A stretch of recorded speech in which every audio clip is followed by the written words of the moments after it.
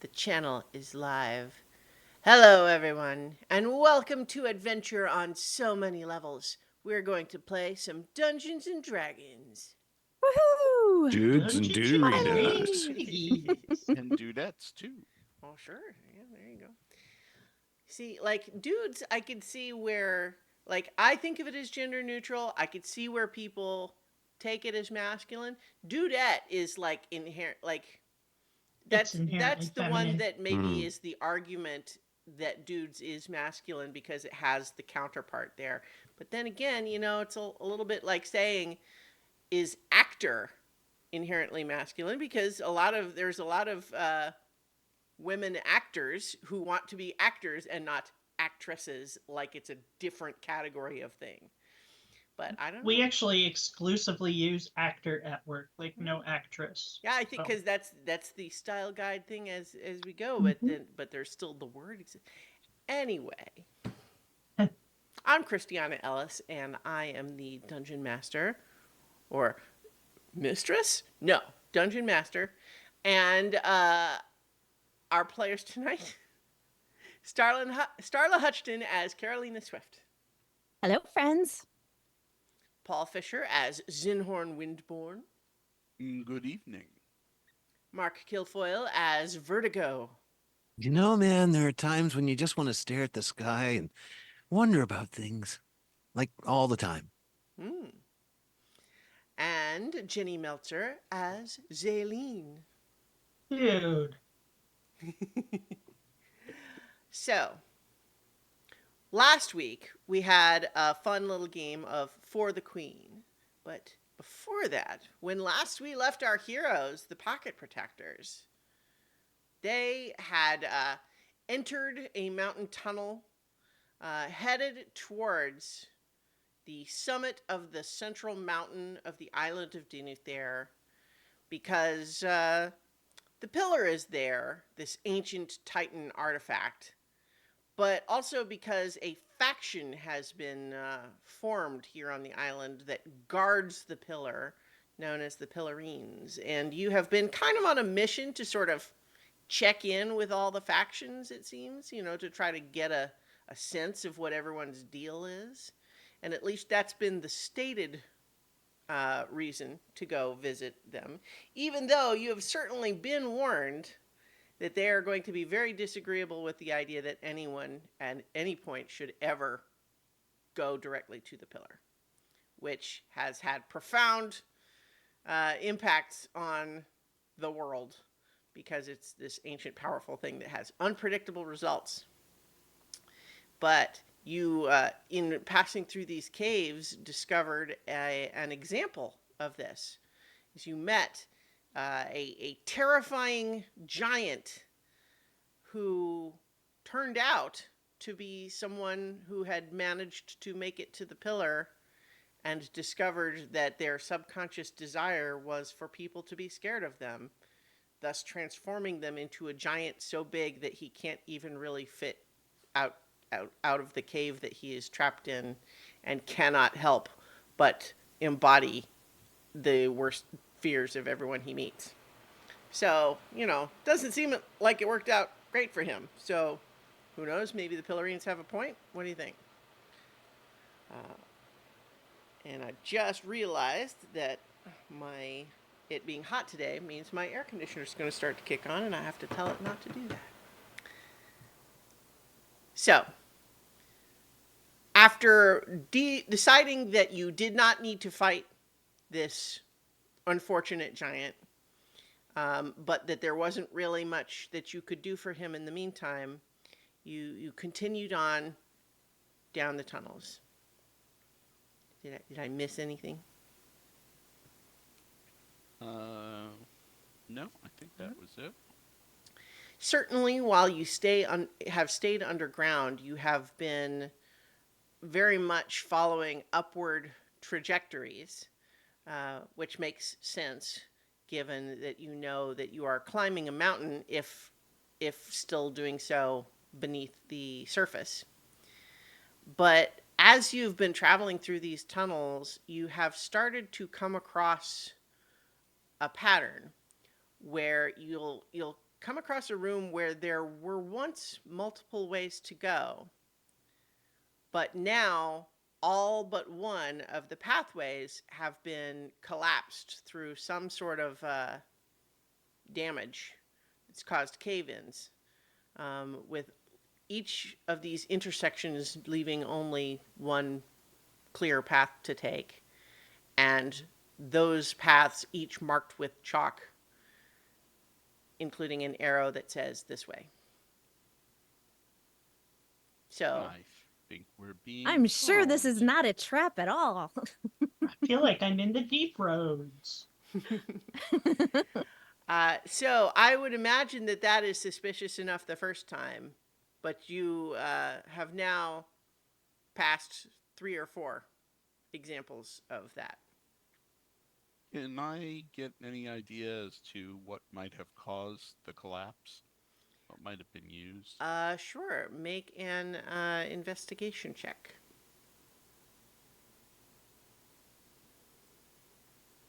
I got both of them. I got 2. I mean, it's a cave-in, which is kind of inherently messy and seems to, like, whatever caused the cave-in, any evidence of it seems to have been buried by the cave-in. Okay. Hard to say. I think just at a glance, your impression is that it's seems unlikely to be natural, given the fact that there is always one that is completely clear and marked with chalk. But as far as how they might have accomplished it, you're not sure. But you do see that each of them seems to have been collapsed at least far enough that it would be difficult to try to proceed through that way, even if you wanted to. Okay. I know somebody has spells that can deal with stone. Yeah, I do, but I don't know if I still have it prepared. I think I actually unprepared it for something else, but I can certainly look. Okay. So there's been a fair amount of traveling. You've been kind of going through the tunnels this way for, so here's the thing. I was going to go ahead and just narrate that you've passed through several of these intersections like this, but you know what? If you all feel like you are suspicious enough of it that you would want to put in some time to try to go one of these other ways, that's, I mean, by all means, this is the sort of game where you can do that if you want. I would have to take a nap before I could do that. So You haven't encountered any creatures or anything for a while. Is our guide still with us? Oh, that's a good point. I'll confess, I did forget that you had a guide with you when I was prepping this session. So I think, yes, I'm trying to remember who they were. It was one of the, it was the middle-aged woman of the rebels, right? Mm-hmm. I'll have it here in a second. Oh wait, Kelvin. No, was it Kelvin, or was that before? I think that was before. Because Kelvin Yeah, was the that one was with us to get that. Yeah. Yeah, that was the other person. Trudelai. Yes. Yes. So yeah, and so you met Kelvin is who went with you to get the authenticator thing, but it was Trudelai, who is the leader of the original patrol you met. Kind of looks to be human in their 50s, kind of grizzled, no nonsense, and so they will certainly report with these intersections that the last time they went through here, it wasn't like this. However, the passageways that are marked with chalk and still free are the ones that she would have taken you through. How long ago has it been since you've been through here? Like a long time? Not recently, because as I mentioned, it's been some time since the Pillarines stopped allowing anyone to, come and, trade with them. So we don't really go up there anymore. It's been several years. Hmm. But like I said, I mean, these tunnels are kind of known to be a little unpredictable. Like, even if you go the same way, it doesn't always feel like it's doing the same thing in between the, like, there will be memorable rooms where you have a choice of tunnels, but then the tunnels in between don't seem to line up. Hmm. So, So but this is this a is weird mountain that way. this is almost a collapsing of possibilities then. That's exciting. Well, I mean, certainly, if there weren't for these cave-ins, the tunnels I was planning to take you through are the ones that are still open. But you know, potentially dangerous things and or unknown things in the others. But that said, I'm not sure who would have done this or why. Hmm. It reminds me of Tynthus's probabilistic magic theories. His attempt to try to understand what might be here. Not that he knew it was here. He was thinking about something else entirely, but it ended up being here. Yeah, that's all over my head. I'm sorry. Hmm. Girl You, saying. you know, you know that that might be more complicated than it actually is.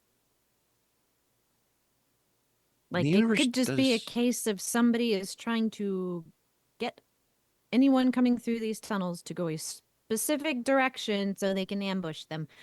That's a pretty simple explanation and probably the most likely, but Well, Trudelai did say that these were the pastures that they would have taken anyway. Hmm.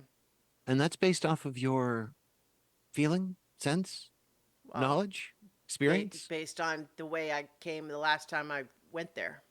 Mm-hmm. Although I'll certainly confess, like I said, the tunnels don't seem entirely fixed. Like, the inside of the mountain is not always the same. There's an element of intuition to it. Mm-hmm. But as your guide, someone who has been to where we're going, those are the ways that I would have taken you absent any other information. Hmm.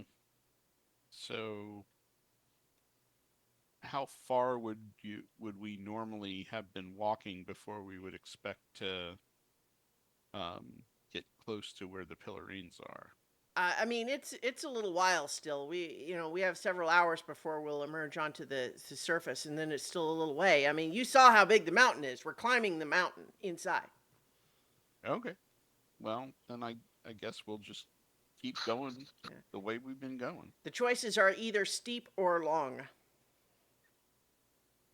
Hmm. well, maybe we should just everybody just kind of keep your eye out and ears open, that kind of thing.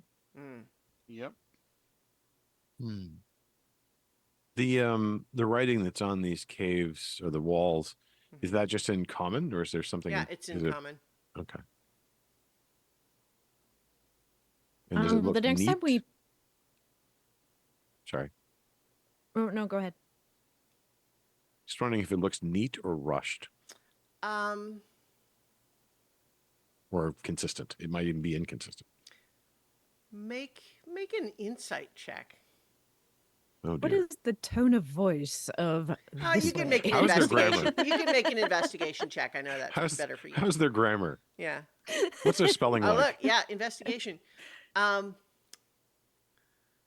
that's a pretty high investigation check. So I think I'm going to tell you more than I probably would have here. The handwriting is familiar to you.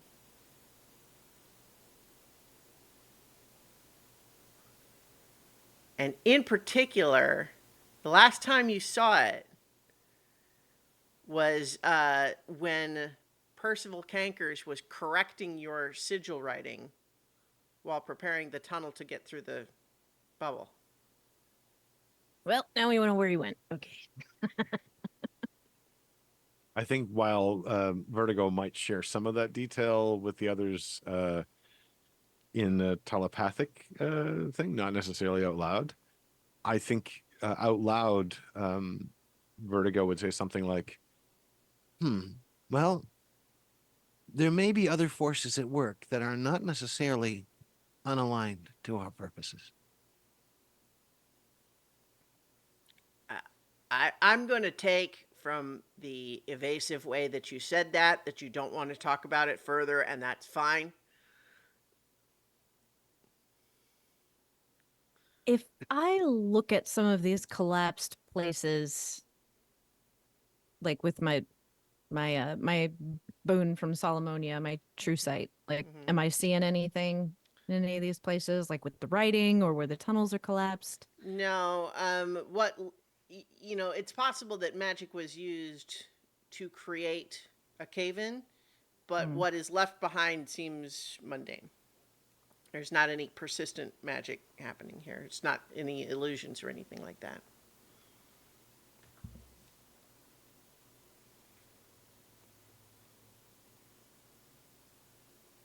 So I can tell you to clear any one of these paths is a lot of work in order to go a place that I wasn't going to suggest we go. So it makes sense to me if you want to be on your guard, but I'm as discussed.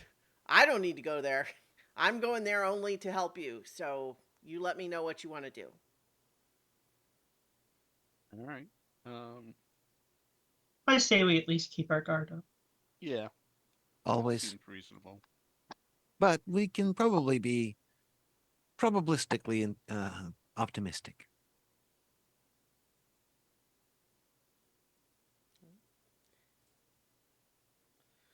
All right. I wouldn't go that far, but okay. I'm saying there's a chance. All right, so you are continuing making your way through. And Trudelite does say, now, I guess just to be clear, we've got a ways to go still. So, I mean, if you decide you want to make camp or something to rest, like, we're on your timetable. But, we've got, several more hours before we're going to be on the surface. That poor one we encountered before. Are there many such things down here to encounter? Well, I've never seen them before. I don't know how long they've been around. There are certainly a lot of strange things under the mountain here. And I mean, some of the paths where I was trying to take you is to kind of avoid those. There's always, there's sometimes creatures, there's sometimes just environmental hazards, but, my gut tells me they always kind of vaguely feel like there's some kind of a test. I don't have anything to back that up. That's just my intuition. No, Well- I get it. I will say that, given the questionability of these passages, I would feel better if I had the opportunity to shape stone if necessary. So I would not mind taking a rest. Plus, I got smashed with a big rock back there. And while I'm sure that Zinhorn or I could heal myself even, we don't know what we're coming up against, and I've already used like 3 or 4 of my spell slots. Yeah, same here. So since it's going to be hours, How long have we been traveling? Yeah. I think you've been traveling for several hours already. Like, so to reiterate, you are getting a sense that you are traveling uphill, but it's not steep uphill like climbing a steep mountain of the type that you know that you're doing, right? And so you have a lot of kind of switchbacks and big sort of, circular spirals. And so, you know, traveling overland, it would be difficult climbing uphill, but it would be a shorter distance. And so I think there's nothing that would suggest to you that this is an unreasonable distance given what you're doing, if that makes sense. And I would assume that it gets progressively more interesting as we move further on. Whereas Well, right now it is relatively normal.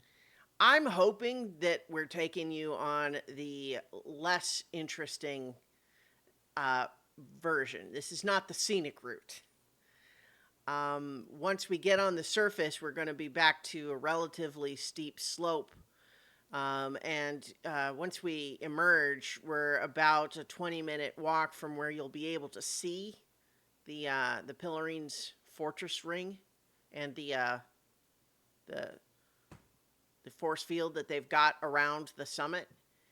And as previously agreed, that's as close as I get. I hope that you can find out what you need there. Hope so too. Yeah. But if this is relatively normal and safe, it might be good to take a rest while we can. Like I can't guarantee anything, but I think this is right now is probably as safe as it's gonna be.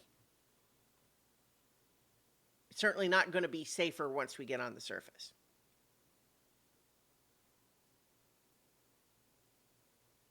Chance to plan out spells is good. Mm-hmm. All right. So you All kind of right, so Alright. I will find a. We'll start looking for a place where we can sort of set up a little camp. okay, and you're free to do as you like, or just kind of make it a quick. Let's grab some shut eye and get a move on early in the morning. If anybody wants to chat or whatever, I'm just looking at my spells. Are we doing a full long rest here? Can Yes, you tell me? I need to if I'm gonna change my spells. Yeah, that's what I was thinking too. I mean, that was kind of my assumption of what was being discussed, but up to you all. Okay. All right. Are you good with that, Star? Yeah, Okay. that's fine. All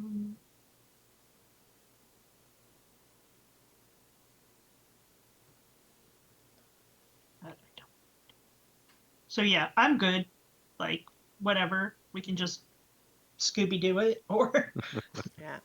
I think as you each settle into your long rest, I know that not everyone fully sleeps, but each of you does have strange dreams.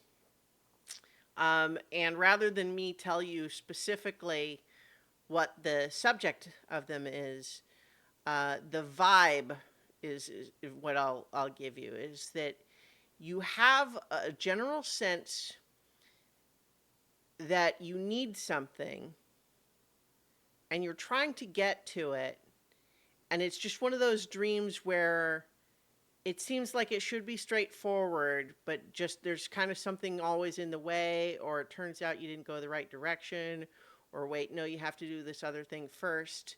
And it's just this kind of increasing feeling of anxiety that something you thought was going to be easy is just turning out to be more and more difficult. And I think each of you don't have like the details in common, but I think the emotion of the dream is consistent among each of you. So pretty much me every night. Got it. Relatable.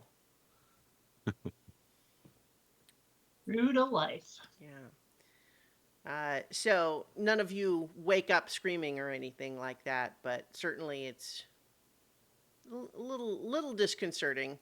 But once you are, rested, you're able to, choose new spells as you like and feel back up to 100% and ready to continue. Righty.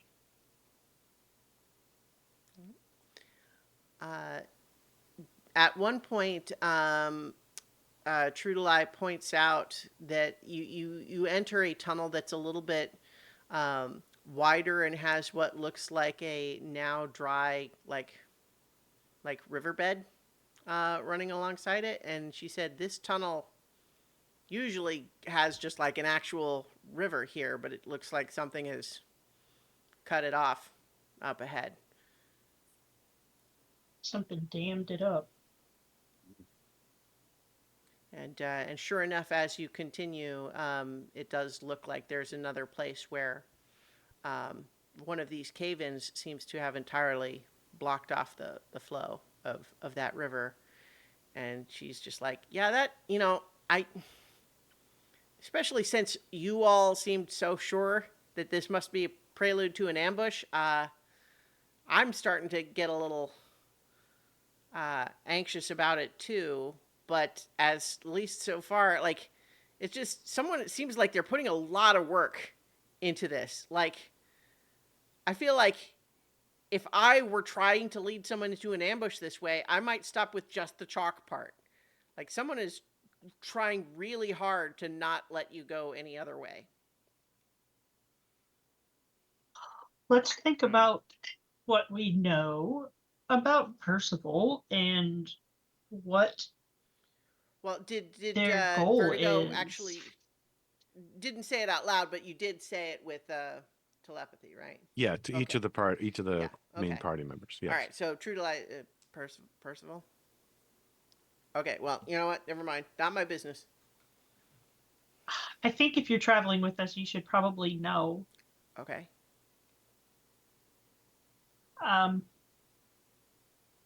We didn't come here alone. In fact, the only way we could get here was By compromising our principles. yes, that By cooperating with someone Mm. aligned goals. yeah, I mean, kind of. It was more like blackmail, kind of, you do what I want and I'll let you do what you want. And it's not going to happen any other way. And Right. we don't quite know what Percival is up to. What he's looking for. Well, I have to imagine it seems like he is headed in the direction of the pillar. You don't think he's trying to get to the pillar? I mean, Although I guess I can't understand why he would be trying to lead you to the pillar. He I don't probably know. needs help getting there. Or he's thinking he might need some way out. Like he's not going to remember how to get out, or he's freeing something or someone. Or there's a mess that he needs cleaned up. You don't think he's just trying to help you? No. Oh, no. Indirectly, Not a chance. perhaps. I don't even think indirectly. I think if he knew that we were coming this way and he was also going this way, it would probably alarm him quite a bit. I just realized I had the layout set all wrong. Unless he needs us as a distraction or something. Or he's planning to, I don't know, collapse the system so we're stuck in here. Well, we are the closest thing he would have to an ally here, most likely. And he won't be able to go back without us. That's But true. who's saying he even wants to go back? We don't even know why he's here. Which if I'm going to be perfectly honest, was one of the reasons I was so skeptical about just diving right in and taking his deal. But here we are. Yep. Well, you know, I mean, I don't think this is probably the first time you've heard this, but people want to go to the pillar because it's powerful. But I mean, look at that giant we saw. Like, it doesn't always give you what you think you're trying to get. Yeah. I don't But think that you that's know, really going to matter. you do keep getting Um, people who are think they're smart enough to outsmart it, though. yeah, Yeah, that that's sounds like him. that Mhm. tracks. Yep. The only way to truly know why, I think, was to let him try.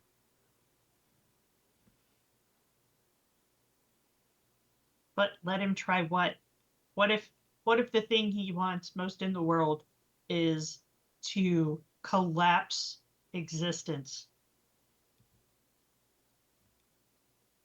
I There are mean, we probably have easier ways.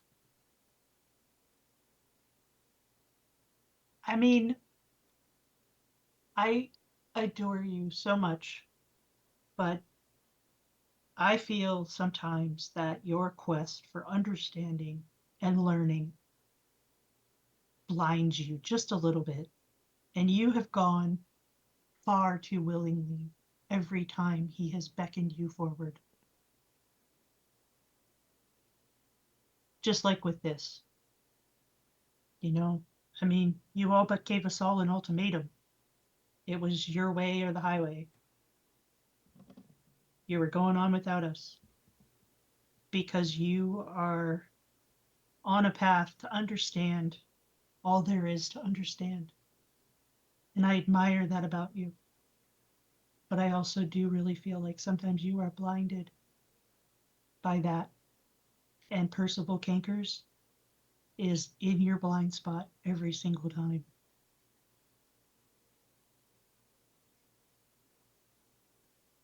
It's an intriguing hypothesis.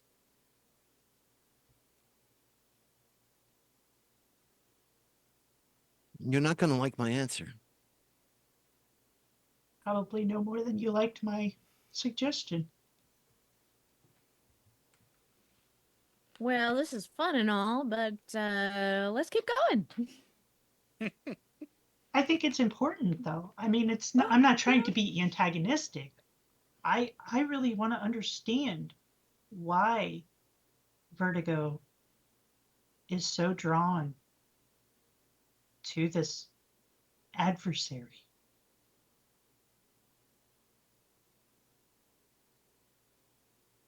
True to Life's like, oh, I'm gonna just scout ahead a little bit. This all seems kind of personal, so I won't be too far. I'm just gonna go there, and just kind of mumbling, mumbling to Be themselves. careful. Yeah. Wasn't that the way we came in? No.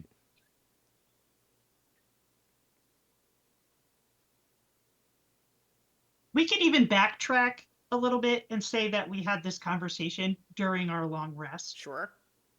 so that we're not like holding up True to Life or everyone else like from moving forward. If that's okay. Sure. Yeah. I mean, if we want to say that it happened over the long rest, that's fine with me. I'm not trying to poke you, I promise. I'm just so curious. Like you, I want to understand. I want to know why. When you first appeared, I didn't see you as a person. I don't mean to offend you by that, but your very appearance, where you manifested, your uncertain connection to whatever we had witnessed, was a puzzle. Over time, and after a lot of unsuccessful questions, I came to realize that you are you. And I appreciate you for who you are. When I first encountered the adversary, he was a puzzle, an enigma, a question to be answered. But I haven't been able to pierce that particular question well. And now I'm starting to realize more that Percival Cankers is a person. And that means the answer's far deeper than my question. Both of you, in one way or another, are connected to something of this. Maybe not to the same degree, maybe not in the same way, but still connected. I wish to know him in some of the ways that I know you. Now, not everybody I've gotten to know was worthy of that knowledge. You certainly are. And whatever else the adversary is, I still think he's someone to be known. I don't know how it began for him. I don't know how it will end for him. I don't know that necessarily for anyone, I suppose. But the part in the middle is really interesting. And if there's even a small amount of that puzzle that I can unlock, whether it be how they've survived so much without necessarily being the master of what has mastered them, or whatever it is, their connection to this place and how that means so much to them. Not just power for power's sake, I don't think. I haven't tested that fully.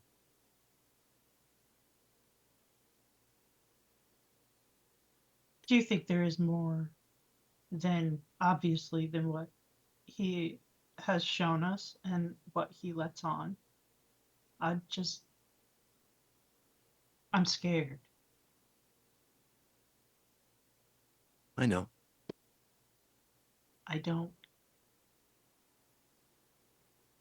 I'm not afraid to die, but I want the rest of you to live long after this is over. Lynn has stories to tell, and you have so much to learn. Zinhorn, he's got to get back to those kids so that he can find his place and feel good there. There's just so much left that I would ask that we just use more caution on this quest to find out what the adversary is really after.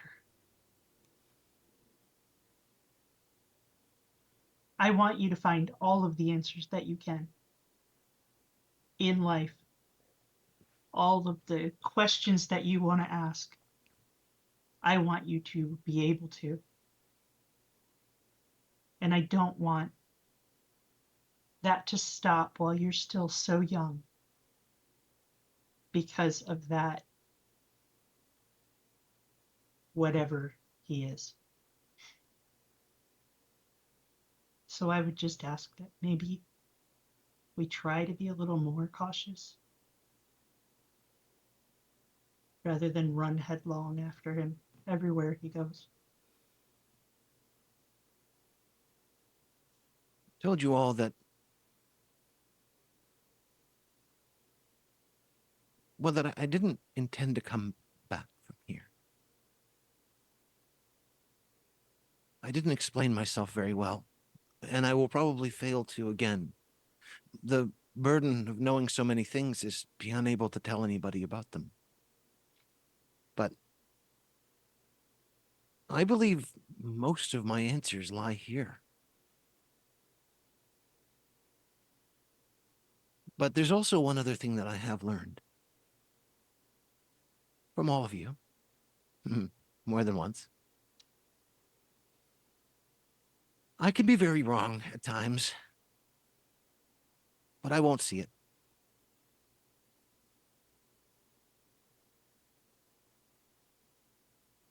I'll try not to be, but I cannot guarantee that. If it looks like you're going the wrong way, is it okay if we try to guide you back on track? I am a prodigy, perhaps the most intelligent wizard that has ever existed of my age. I thought you were going to say ever. I was like, I heard stories though. Also, the most humble. Yeah.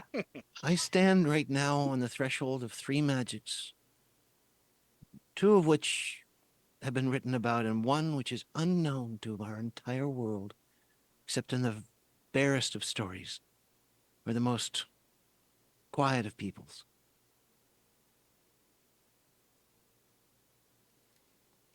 But I don't think that if I wanted to stop you from trying to help me, I would have the power to do anything about it.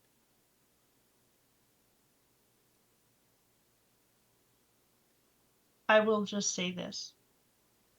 I will not try to stop you from realizing your full potential unless I think your full potential is going to get you killed. And on that, that's it. I'm not gonna let you die so young in pursuit of answers. Hmm. That's all. Well, it's hard to argue with an acolyte of the goddess of death, I suppose. It's true. I mean, just ask Evan. I talk to him all the time about how good it is to die, and it's okay. But I think even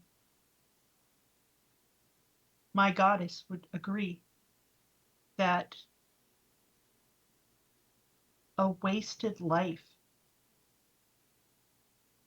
like that, when you have so much potential and so much that you could do for the entire multiverse, isn't worth it.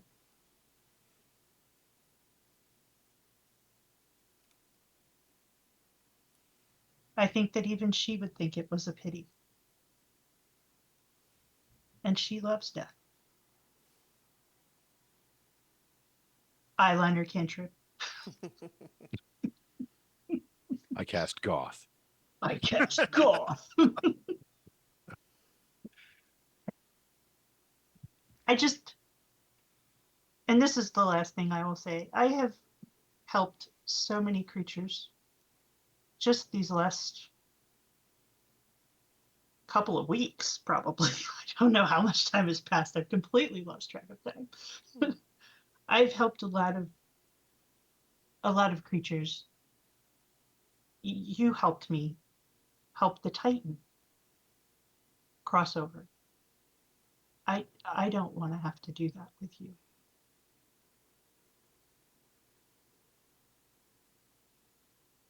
If And it I comes walk to it. away. No, Fair I'm enough. just kidding. I don't. Fair enough. You can literally vanish into shadow. Like there's nothing I can do about that. Those are my last words. GIF of Homer Simpson disappearing into the hedge. Yes. Right. Goth or Simpson. Goth or Simpson. So that conversation happened either overnight or walking, but the pocket protectors continue. I assume you have not changed your approach, which is to go ahead and follow those open passageways so long as it seems to be the way that Trudelai was planning to take you. Yep. But maintaining awareness I Are was you gonna say trying it to would- move stealthily? It will slow you down. We can, and I can cast Pass Without a Trace, but that will only be good for an hour. Hmm. Do we want to kind of keep an eye out? Like one of us could make perception checks or something to try to see if there's anything that we're coming up on. I mean, a lot Um, of what you're passing through are pretty much just like long tunnels, which may be like uneven and curve around and everything, but there's kind of just forward and backward, you know. Could we keep an ear out for like any sound or movement ahead of us as Sure. we're like coming up on something? I Then mean, that but way. it's going to be like if you want to be extra careful, you will be moving slower. It's just how it works. I think if we're just a little bit like on guard, Sure. I think I that's think we I don't can think we just need say to. you are paying enough attention that the three of the four of you that have extremely high passive perceptions can rely on those passive perceptions without needing to move extra carefully. okay. But as you are making your way through, eventually Trudelai says, "Well, we're close. If you can kind of smell the air here, it's a little fresher. There's a little more humidity to it. We're getting close to the the cave exit where we'll be on the surface. Looks like it's still daylight out there. It's easy to lose track of time when you're underground." Do we think it would be a good idea if maybe somebody being invisible goes and kind of scouts out ahead and make sure there's no like traps, ambush right outside the cave? Maybe. Because I can do that. Feel it. Yeah. Yeah, I mean we're outside the range that should be safe from the pillarines themselves, but I don't know what else you might expect there to be out there. Are you good at checking for traps? I mean, it's all relative, I suppose. I think of myself as relatively good, but you all are certainly more powerful than I am. So if you have some special means, I don't know. I can't turn myself invisible. Oh, well, I could do that. I mean, I could turn anybody invisible, really. Um, hmm. I also So, can do that too.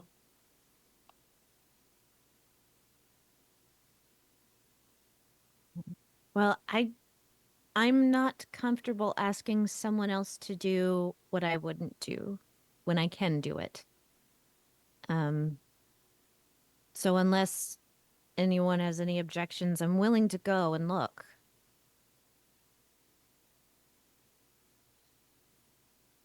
I don't No? object.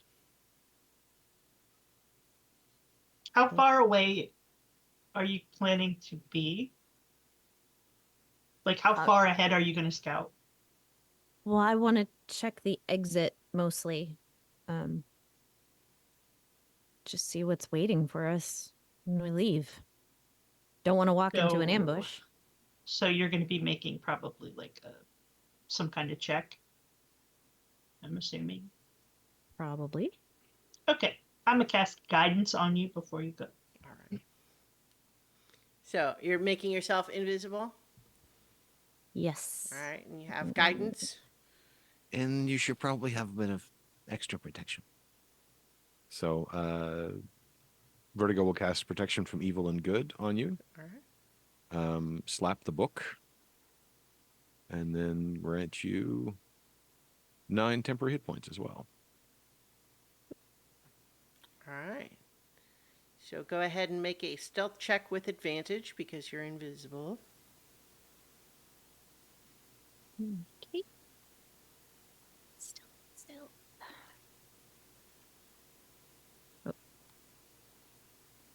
Well, a 30 is pretty I good. Yeah, I forgot to mark the so I just rolled it twice. Yeah, that's fine. 30 is pretty good. Yeah, so you are both silent and invisible, making your way to the mouth of this cave where you see that it emerges onto a pretty significantly sloped hillside, forested here.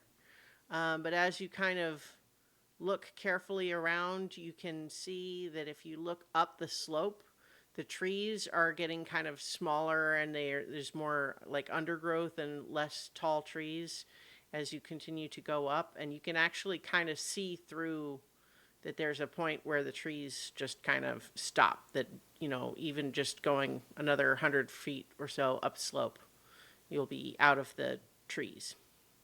And the hillside certainly continues up from there, but without the forested cover. Make a perception check.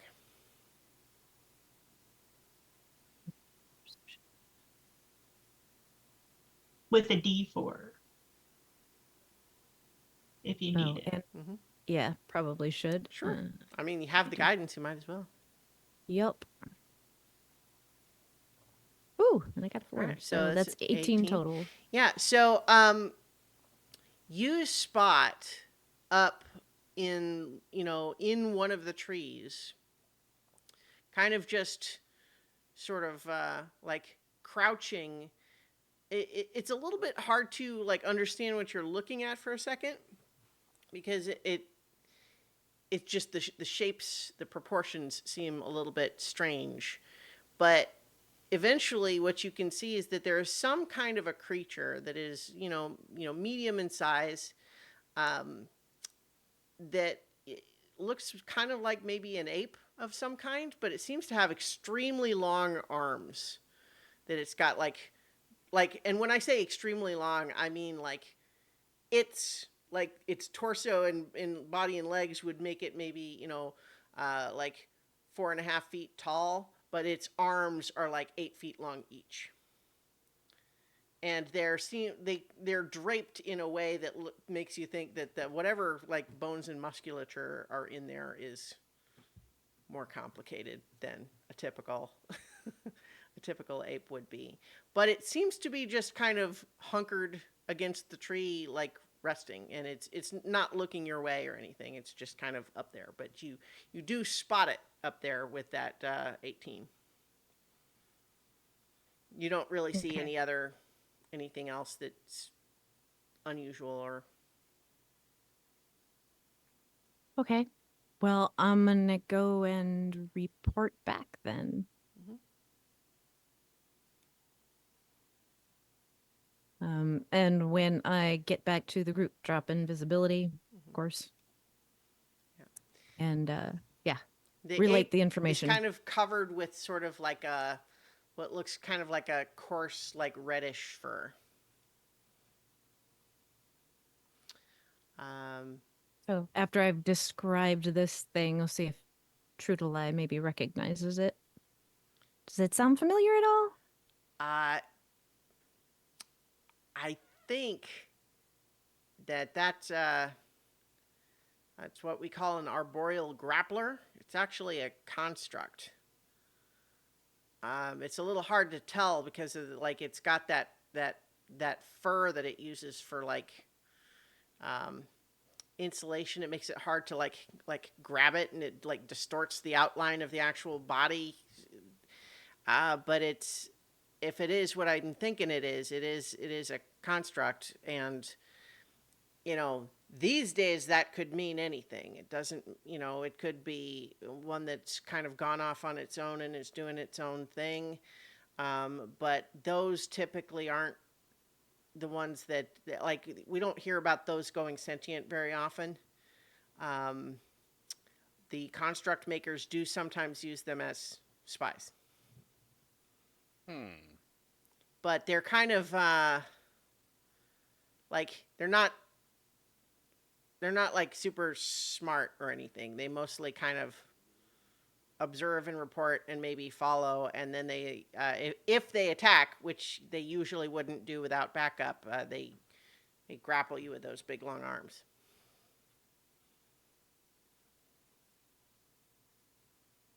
So how do y'all want to proceed?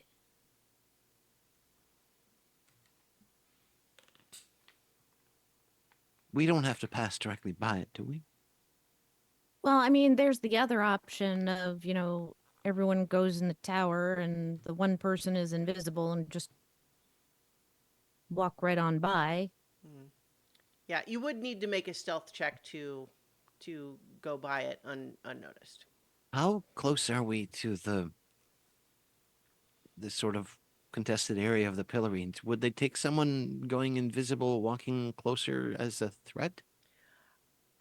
They've got some pretty sophisticated defenses that I personally cannot list and am not prepared to test.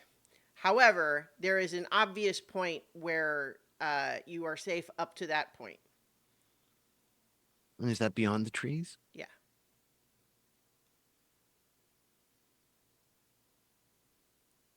I wouldn't want to start our conversation with them on a misunderstanding is the only concern. Did we ever get instructions on how the authenticator was supposed to work? It just provides some sort of. So what you were told is that back when they used to allow some trade, it was a device that showed that you had been like pre-verified as trustworthy. Okay, there was no And active it was part. like that is the only reason you would ever be allowed to approach. But you don't really. I think you examined this thing and you understand that it's basically,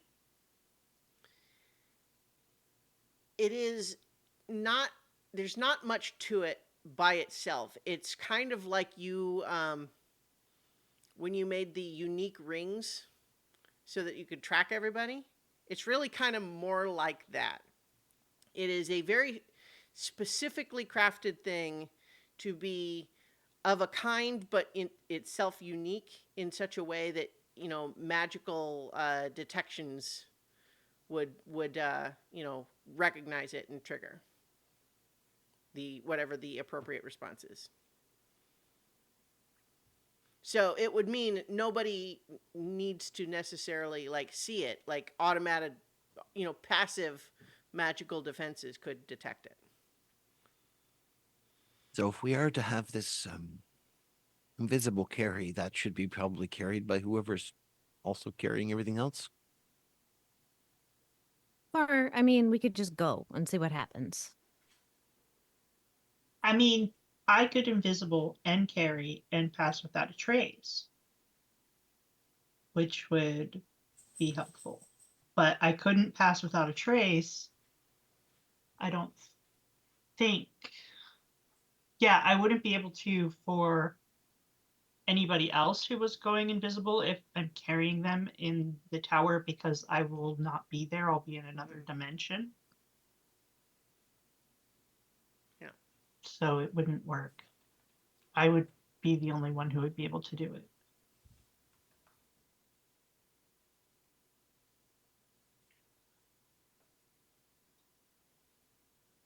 Or we could just all with go. that. I'm okay either way. All right. So I'm still willing to go ahead and come along with you to that point that I mentioned. There's an obvious, there's a rock circle threshold that will be clear. So that's where I promise to take you, but it's also just you come out of this tunnel and go 20 minutes uphill, you'll get there. Would you rather wait here or head back? Well, I guess I'm just sort of asking you because I certainly promised to get you there and we're not quite there yet. But there's also, I mean, my expertise kind of ends here. I think we would be okay. I don't want you to go into any further danger than you need to. I can certainly wait here if you want me to I don't know how long you're planning to be here, because I have to tell you, I think we've kind of tried to make this clear. My guess is that they're not going to want to talk to you, and if you try to press the issue, they're going to fire on you. So I don't know if you have some other plan, but that certainly has been what has happened to everyone else who has tried to talk to them recently. We have a good talker. Yeah, I we mean, do. just saying, like a really good talker. And, you know, So if we can, I don't know, get them to listen for just a second to to consider it, I think we might be okay. Hey, I don't know. you know, It's a gamble. I wouldn't have volunteered to bring you here if I thought that there was nothing to be done, but I don't know. I can't make any promises as to what they're going to do.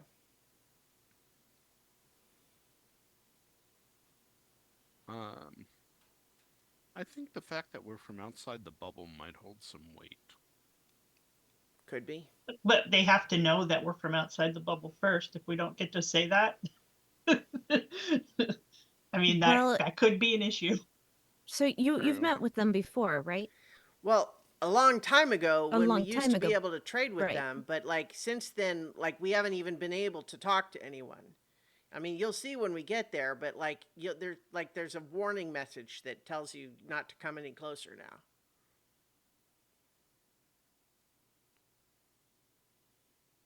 Well, I say we just go and see what happens. Um, All right. Yeah. So I can come Mm. with you or wait here I or think you should wait here, just in case we encounter anything dangerous. I would rather you not be subjected to that. That's my thought. all right. That's I my agree. thought as well. All right. So long as I there are no other needs for your expertise, nothing against you, but your senses were absolutely critical for the caves. Well, that's experience, I think. But certainly, I think you all are have demonstrated your capacity to take care of yourselves in a fight as beyond my own. So, I guess I feel like anything that could take the four of you down would take me down with the four of you. But I will certainly wait here, and hopefully you can. Get your answer one way or the other and we can walk back together or um I do have one more question. I'm not sure if sure. you know the answer to this or not, but after they sort of sealed off from everyone and they set that message up that was like don't come any further. Do you know if they sent out like perimeter patrols at all? Do they have people who come out to make sure that there's no one there, or do they just rely on that message to inform them? As far as I know, they have set a perimeter and they stay inside it. And their sole purpose, so far as I can tell, is to keep other people out.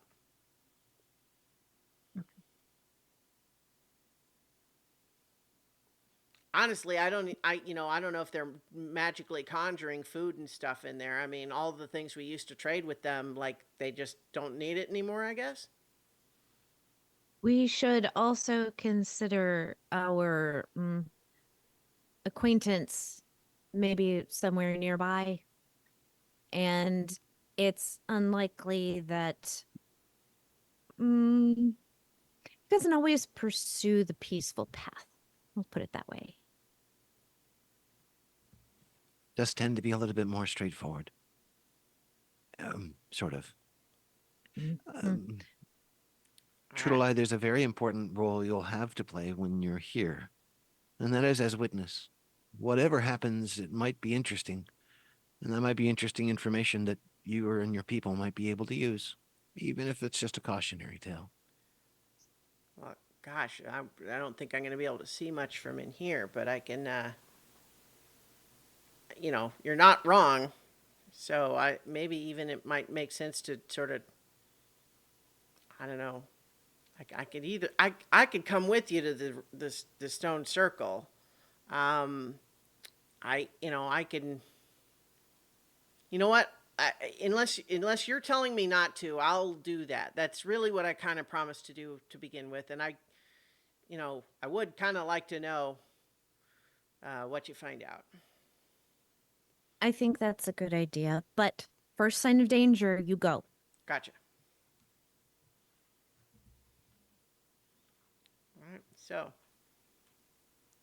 are you doing the plan where Zaleen will carry the rest of you inside the tower, or you're just I gonna? think we're just gonna go. All We're right. just gonna wing it. Gotcha. All right. So, I think, the five of you Is Buster in the tower, or do you have him out? I think we put him back in the tower, didn't we? Well, I mean, you can I- you can re-examine that decision at this time. I think he should be out. All right. I don't know. I feel like if we're trying to go in, I see why it would be a good idea. Like if we were to get attacked or something, it would be good to have Buster, but I would like to go into it believing that there's a peaceful solution. And I know he listens to you, but I don't want him to react. I understand what you're saying, and part of me agrees with what you're saying. I think the other side of that is that seeing a gray render on the island may shout to them like, hey, we're from outside the bubble. And I think that that's our best chance, is to get them to be curious about who we are and what we're doing. So I just, like, party vote. Does anybody else have thoughts on this? Well, I mean, we should also consider. I mean, I feel we're doing that thing again where we're just blah, blah, blah, blah. But there is the possibility that us being not from here will not work in our favor. Mm. It's a possibility. Yeah. I mean, that's 'Cause kind of they've scary. closed themselves off, so they don't necessarily want more people here. Right, but the only people that they've dealt with for what, about 100 years, they are the people that have been born and lived and died on this island, and seeing something new, hope, like, we know how they react to the people that live here. I think the newness is the new hotness. That's us. We are extremely sexy to them. We are not wizards, just for the record. For what it's worth, Except Buster for would really Vertigo. like to be outside with all of you. He's bored inside. The shiny silver armor probably also draws a lot of attention. Shiny silver armor. Don't you still have that? It's I have. Oh, it's Is- bronze. yeah. Oh, is it bronze? Yeah. Sorry, Yeah, my brain had it silver for some reason. and I can also put on his emotional support animal vest. Okay. I'm okay with it. I just wanted to think about it from, like, I don't want to go in there looking like we're coming for a fight. Sure. Okay. That's all. Mhm. Like we're coming in aggressive, ready to whoop some ass and take the pillar for ourselves. I just Okay. want to restate for the record that I want nothing to do with the pillar. Like Me either. Me three. In fact, I was thinking about that, and while you guys were sleeping and I was just done with my meditations, I took the foil from our meal stuff and I created everybody a hat. And I pass hats out, foil hats to everyone to protect us from the pillar. All right. You all That's put on the very hats nice. and suddenly realize you've been making a horrible mistake this whole time. How did you come here? It's crazy. Who are I? Well, Who I'm not brought us receiving. here? I'm not receiving signals from the mothership anymore. I can't function. All right. I feel much calmer. So Buster is out then. With a All right. foil hat All for right. Buster, too. So you all make your way out of the cave entrance, and as mentioned, you have a relatively steep forested slope. It's not so steep that you're having to be like on your hands and knees, but you're definitely like, working those calves. I would like to find a good walking stick. Sure, there are. I make either an investigation or a nature check. Hmm, same for both, so doesn't matter. Yeah, I think you find a pretty good one with a 17. Yeah. So you are climbing up there, and you do notice several of you have a very high passive perception, and you do notice that this ape-like creature, perhaps a construct that is kind of way up in one of the trees, as you kind of move out of that general area, it does seem like it starts to follow you at a distance. Like it is staying something like 40 feet back, but it is following.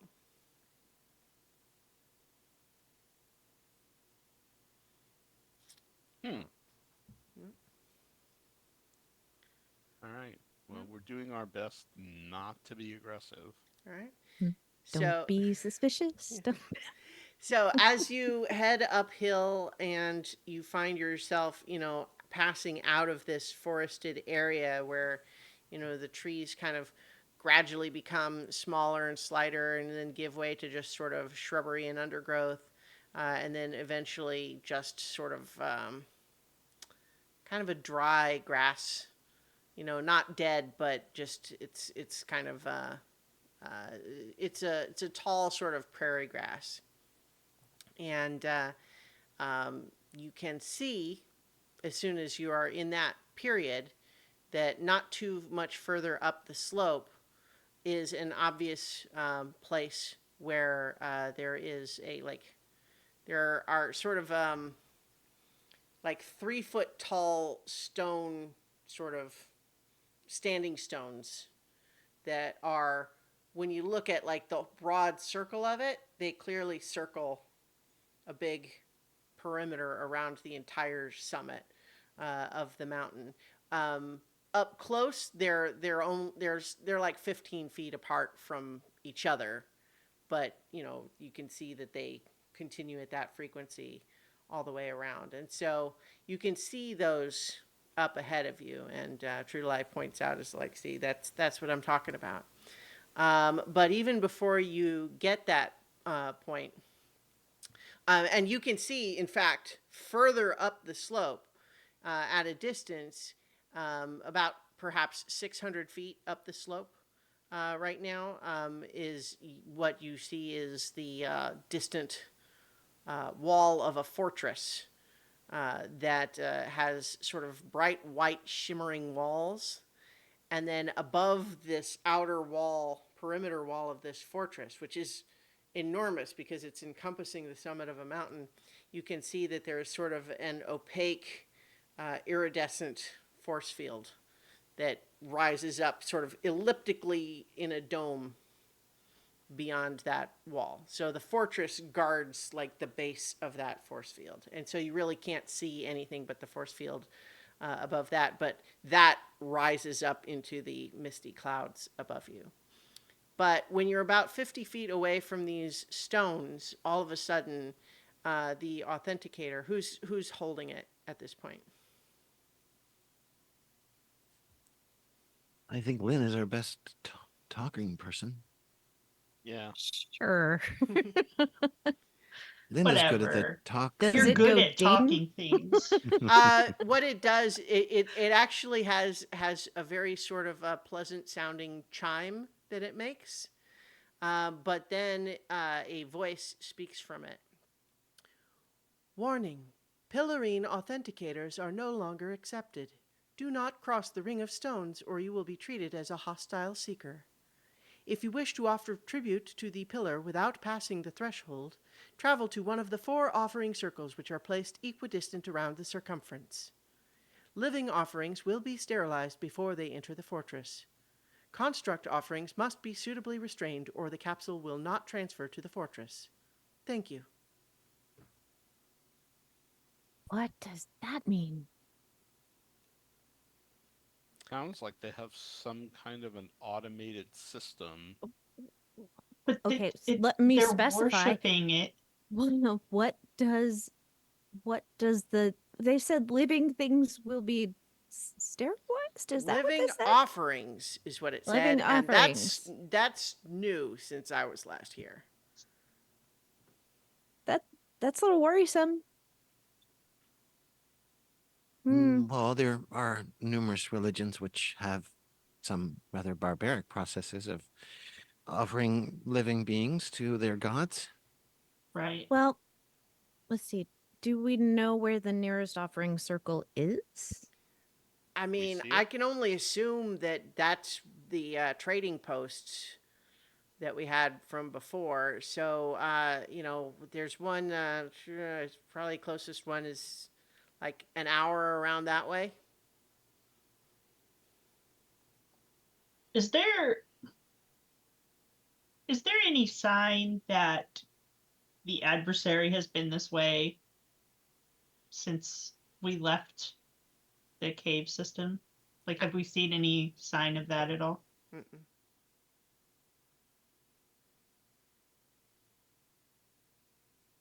Hmm. Well, I have a plan.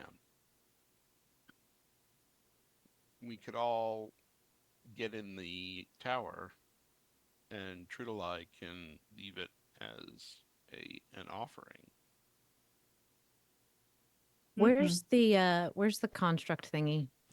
It did not leave the trees. So when you left the forested area, it stayed behind. How far back was that? I think maybe 100 feet or so. So, like, if you look back, you can kind of spot, like, oh, there's some of that red fur stuff that's on it. Hmm. Um, I'm going to turn on my heel and walk back towards it. Okay, Kind of doing one of these, hello, hi, sure. hi. And there goes Ned. Sure. Yeah. As you are approaching, it's certainly watching you. It is not reacting, at least at first. How close are you getting to it?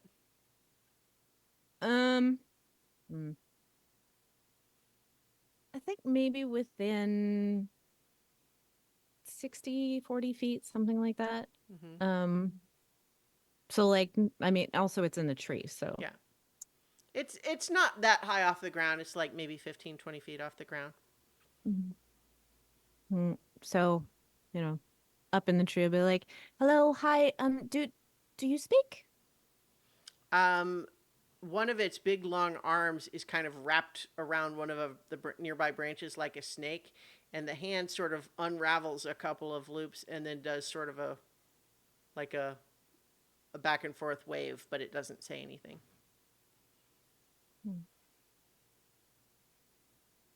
Um, hmm. Let's see. I wonder if, Do you think it could carry a message? well, I was actually going to try. I'm going to use message, Mm-hmm.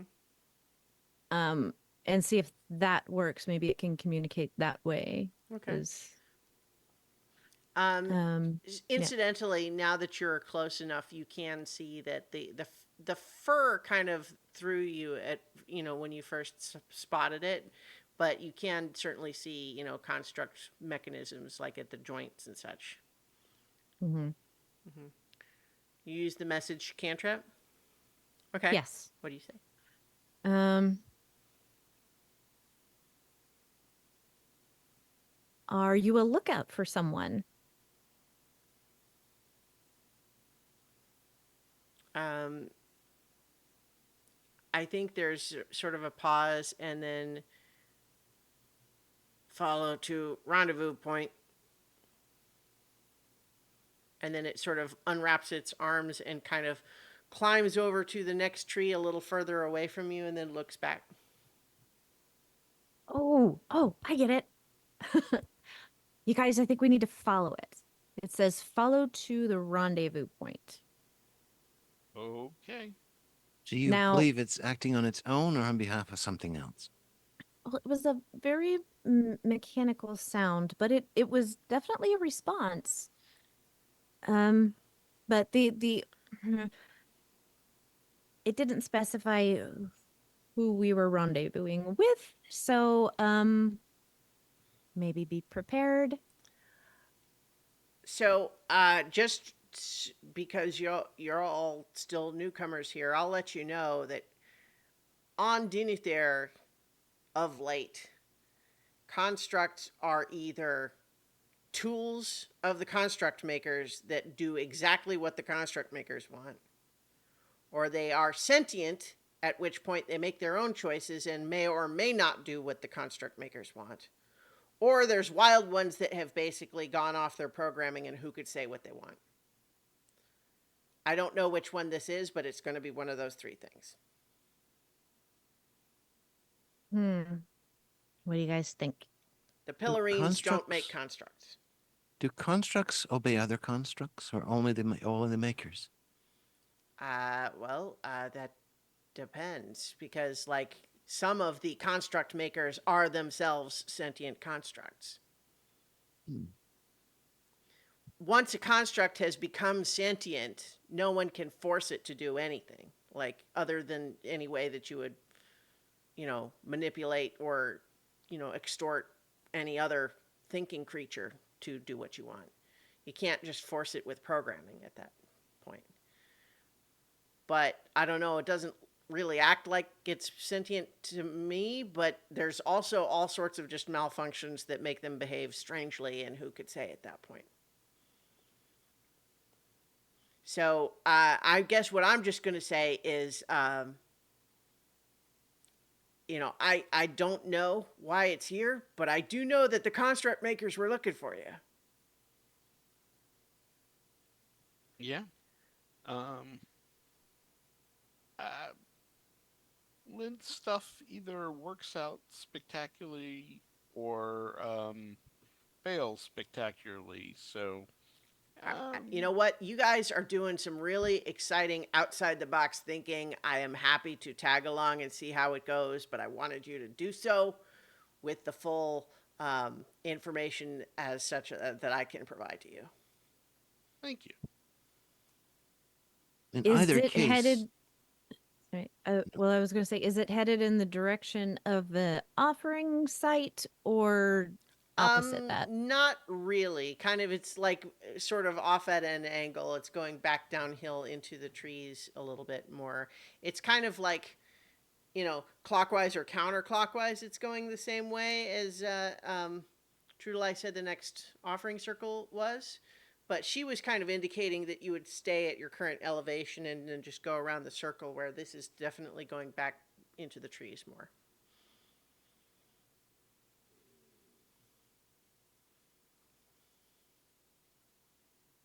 well, it's less of an impasse than this particular place offers, so That's true. All right. Following along then, as this grappler construct with its very strange arms swings from branch to branch, and then the arms are almost more like tentacles. And then when you get a little closer, you realize that instead of hands, that it's snake heads. The arms are like snakes coming out of its shoulders. Well, that's just not disturbing at all. Now, I don't like that. says the death goddess. Snakes help and the death way have it nothing is. to do with each other. it's Well, only a you've machine. also seen that a lot of the constructs here seem to it seems to be a common design element that there are hybrids of different creatures for whatever reason. Not always, but often. Wait, is this a Snape? It's an A arboreal snake grappler, ape? I can't. but Snape is pretty good. In fact, how can it not be a Snape now? Or an Asp? Ache. Snape. It's what? Yeah. See, Snape. Snape. Snape. It would be the obvious, except for pop culture references we'd rather not make. Yeah. That's the trick. Yeah, well, if we explain it properly, it's half snake, half ape. Or it's an Snake. ape. Snake ape. Anyway, it's swinging along, and as you are following it, it you get the sense that it could definitely move faster through these trees than you're able to walk, but it does periodically stop and wait for you to catch up. And you realize after a little bit that there's two more of these that seem to be moving through the trees, kind of also heading like they're going on an intercept course, right? Like, so they're kind of going in parallel, seeming to be headed in the same, like to the same place where you're going. All right. I got a bad feeling about this.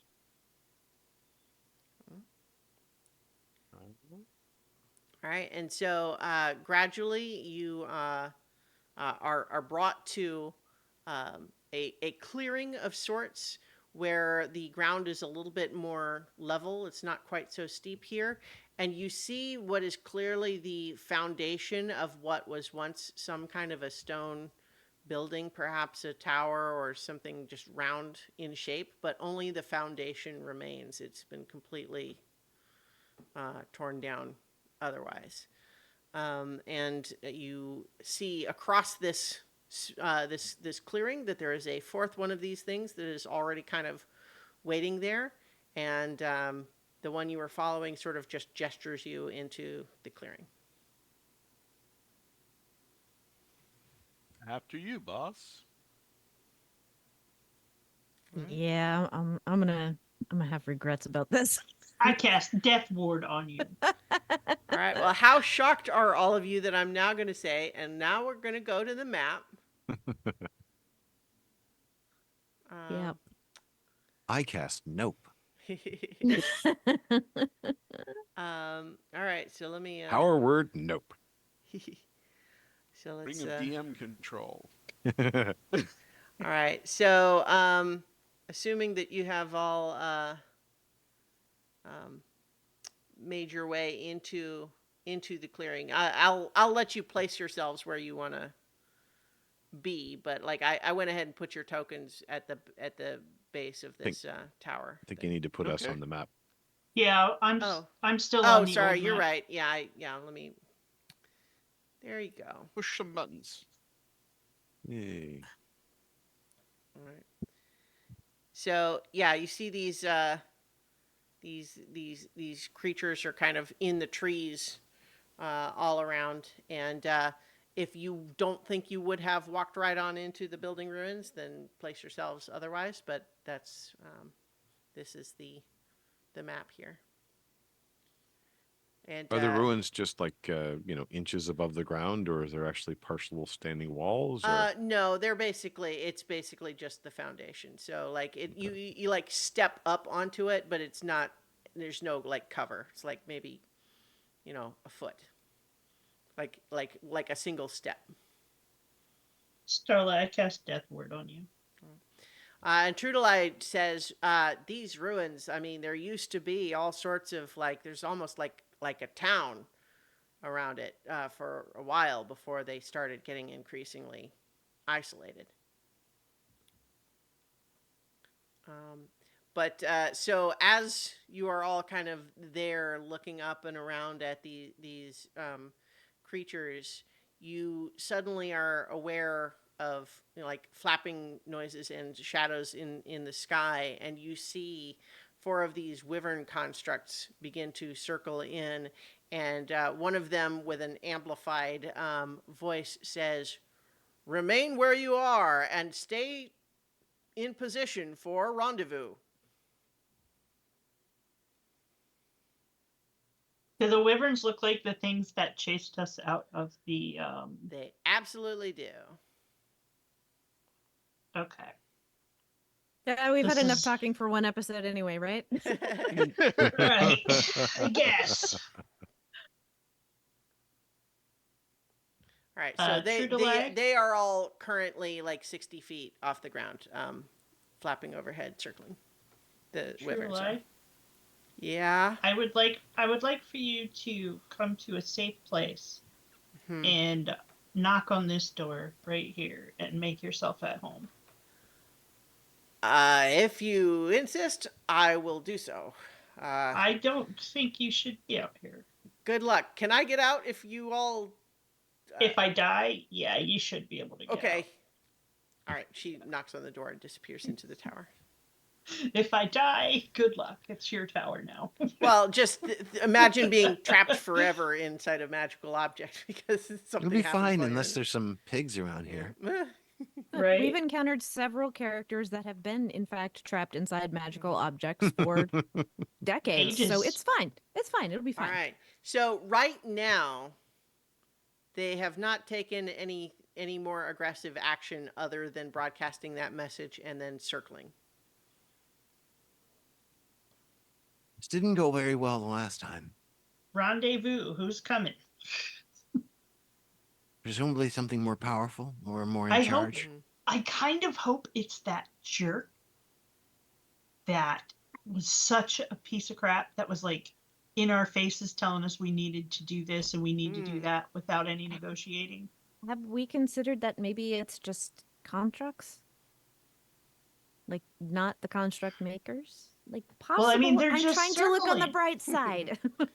They're just circling. They're not coming. They said wait for the Well, rendezvous. So Who as, do you as you represent? wait, then so you don't get any answer to that. They don't Yeah. seem to be responding to anything you say as long as you're kind of standing there.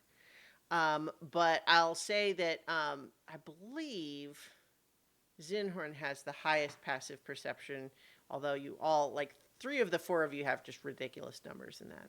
Mine is only 19, I think. Like only 19. That's it. Yeah, but in any case, I believe Zinhorn Mine's here. 23. Oh yeah, so and I believe I think Starla's is pretty high too. isn't it? It's I think 20. your Yeah. passive Yeah. perception is higher than I can roll. Mhm.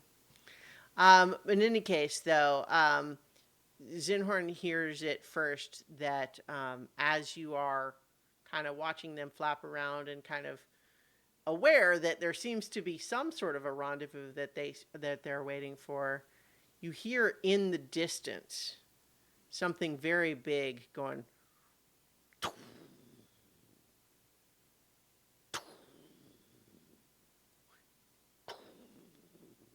And if you look, you can see like down the hill on this forested slope, you can see that down where the trees are like much taller, like 40 to 60 feet taller, you can see the top of something moving amongst the trees tops, big enough that it is like knocking over trees on its way.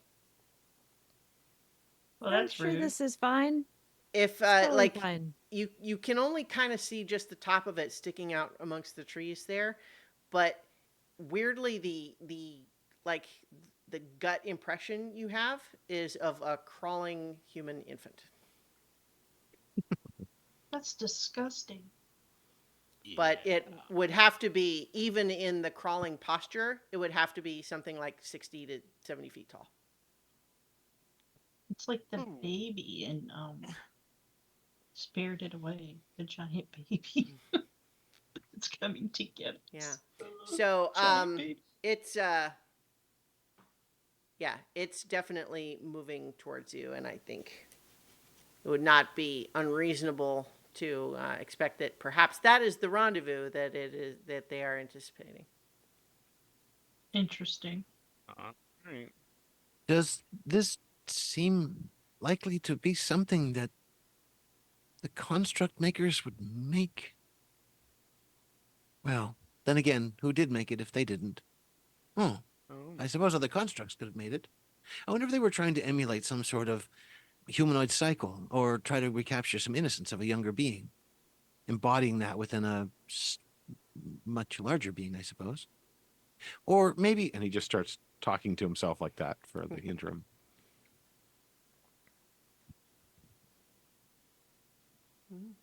All right, Yeah. I so mean, you're just hanging I'm out curious. there? I mean, Sure. No, I don't think running away is kind of an option when we've got giant babies coming after us and wyverns in the sky.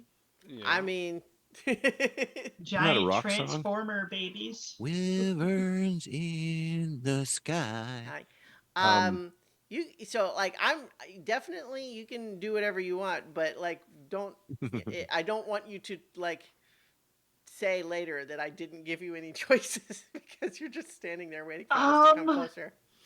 I think what happens if you are letting it approach, by the time it gets to within 300 feet, all of a sudden, the tops of 3 trees explode into splinters around you as cannon fire from this thing has just blasted the tops of the trees away from this clearing that you're in, and you hear an amplified voice saying, "Remain where you are, and this will go smoothly."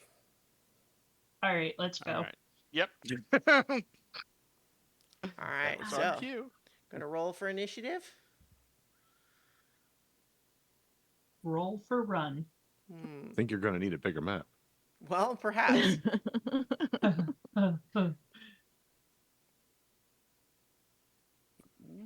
I probably don't have My initial planning for the encounter design didn't actually anticipate that you were going to let it get that close before you did anything about it, but that's how it goes sometimes. And roll a 20 for Buster. What is going on in here?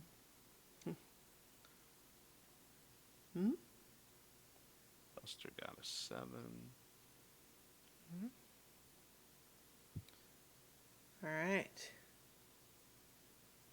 So, Lynn, you are first to be able to react. So this thing is 300 feet away, but has just demonstrated that you are within its firing range.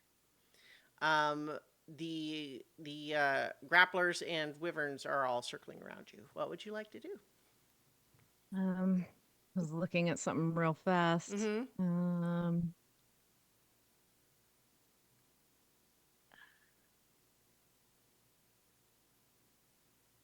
So I was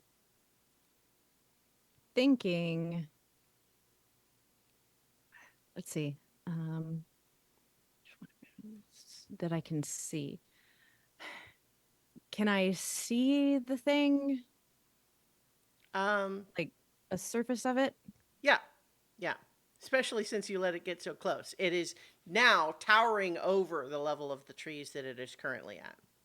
And it does look like a 70-foot tall, in crawling pose, robot baby. Oh. Boy. So this may be a really terrible idea, but I'm going to do it anyway. Okay. So this I'm is gonna- incidentally the enfant terrible from our Hounds game, if you all are not remembering this already.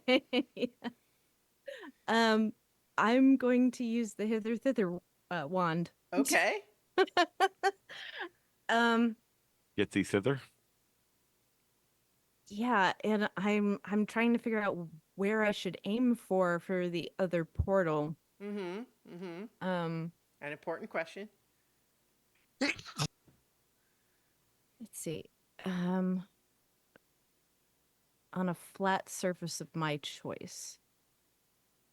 How far away are we incidentally from those standing stones that indicate a barrier? You would be having to go steep uphill something like maybe 300 feet. So I'm going to use the hither thither wand, and I would like the other portal to come out. Man, I'm having trouble picturing what a good spot for this would be, but like I'm Imagine a giant crawling baby. What's so hard about this? But also a but robot. is it like hollow inside? Like, can you go in it? Like, what is this thing even? Tell me mean, how. Like, do everything people is- ride in the head? I don't know. Everything is hollow if you empty out the insides. You do not see like any windows revealing hollow spaces inside. It may be that there are some, but you wouldn't have any way to see what they are. Okay. I mean, you could make a guess, but I don't think the hither thither one will do that. You have to be able to see it. Yeah. You So certainly put yourself on top of its head or something if that's what that's you that's wanted. kind of what I was thinking. Just like put the other portal there, and then so I'd be like jumping through the one, and then like like it'll be weird because I'll be like popping out the top and having to like I don't yeah. Mhm. I Kind of mean, gonna have to crawl out onto the back from like I don't- it's gonna be weird. right. But yeah, so I'm gonna do that. That's what I'm gonna do. On top I'm of just its head? gonna Or where do you? yeah Okay. yeah. All right. Can I see the cannons? There's a few of them. There's one on each shoulder and one on top of the head up there. So on the back, kind of I guess where like the shoulder blades would be, because I Mhm. want to be. I want to be in a position where like it can't just shoot a cannon at me instantly. Well, you don't. Like from Right itself, now, that it seems does weird. look like the cannons can rotate, but Right. also if you were right there at the base of it, it would probably have a It's not hard gonna time. shoot itself. I was going to Probably say not. it could potentially shoot itself if you didn't. It might have other means of defense, but it probably would not shoot itself with one of its own cannons. We'll find out. All right, so Lynn, I will go ahead and just kind of put you in the corner of the map for the moment, just because you are off of the map that we can see here, because Lynn has just disappeared through this little portal onto the top of this giant construct's head. I think you are immediately like this is not a very stable place to be because it's moving and crawling, and it's not there's no like handholds or like stable, like it's not designed for people to stand on it up there. So go ahead and make a dexterity saving throw for me.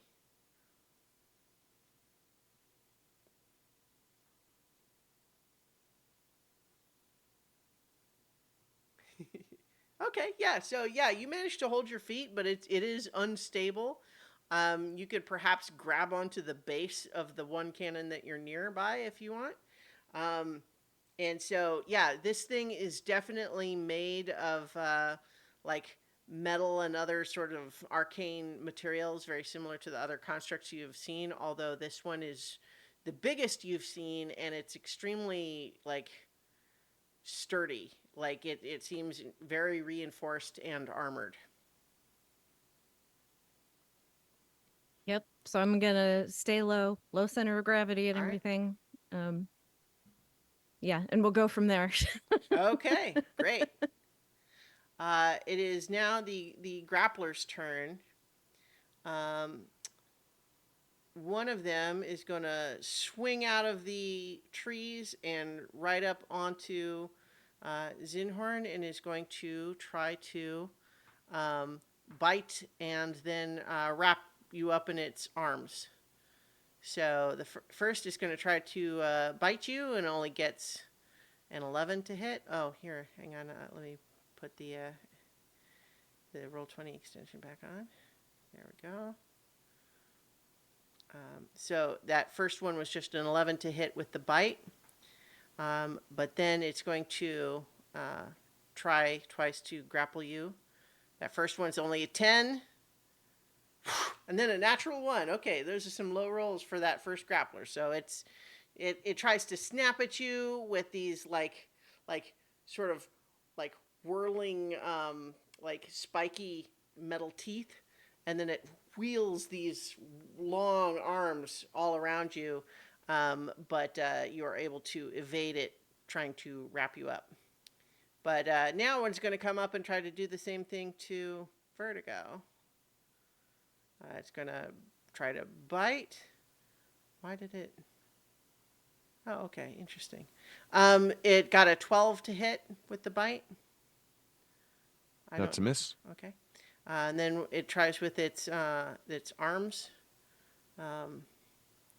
That's a dirty 20 to hit. Yep. All right, and you're going to take 5 bludgeoning damage, and you are currently restrained in its wrapped up arm. And let's see, it is going to.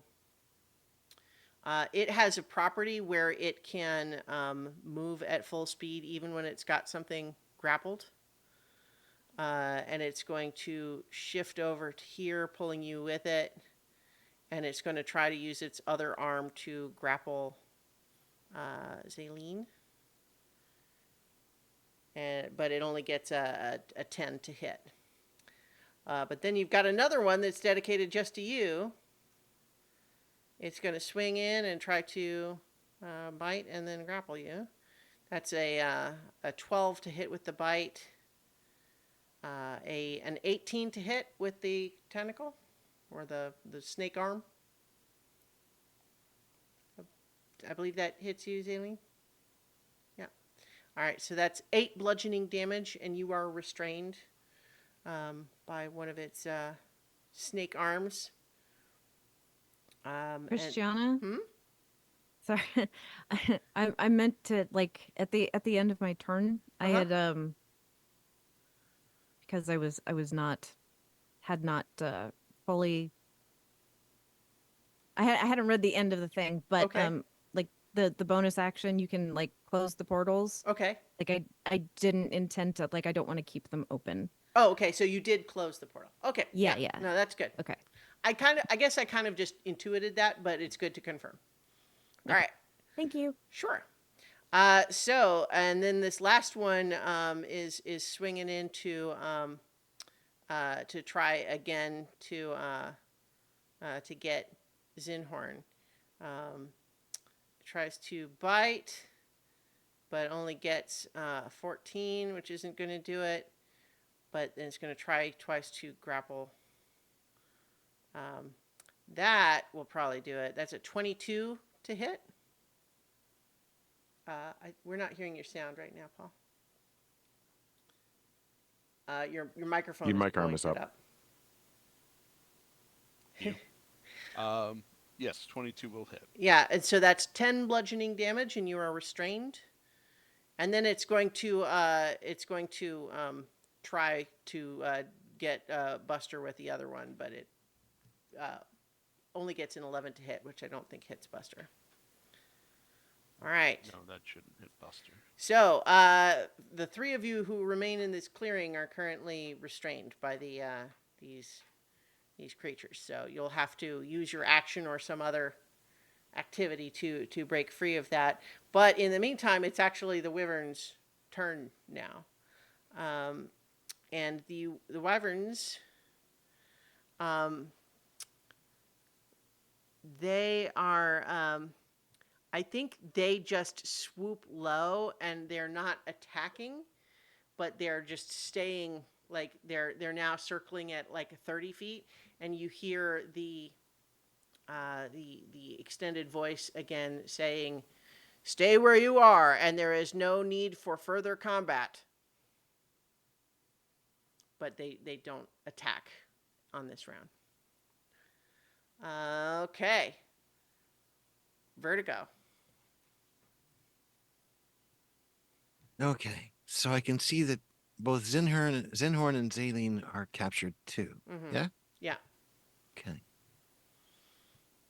All right. Well, it'll be a little awkward, but I don't have to gesture much. To kind of do a little tiny circle around each of them and draw the point of the circle, let's say,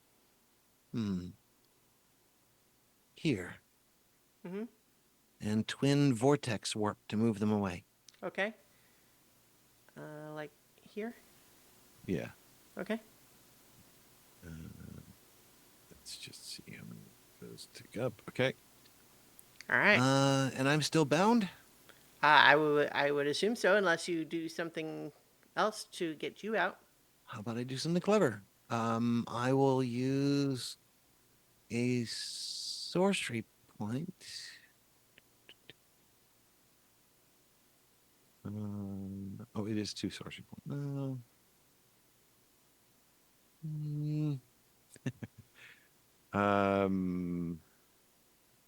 Oh wait, what is that? That is an action. Okay, sorry. I'm recalculating.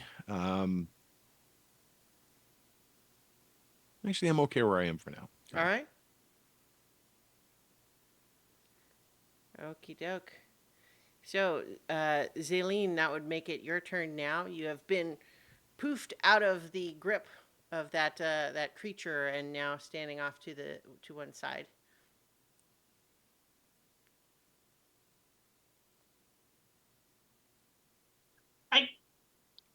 Oh, I think I'm going to cast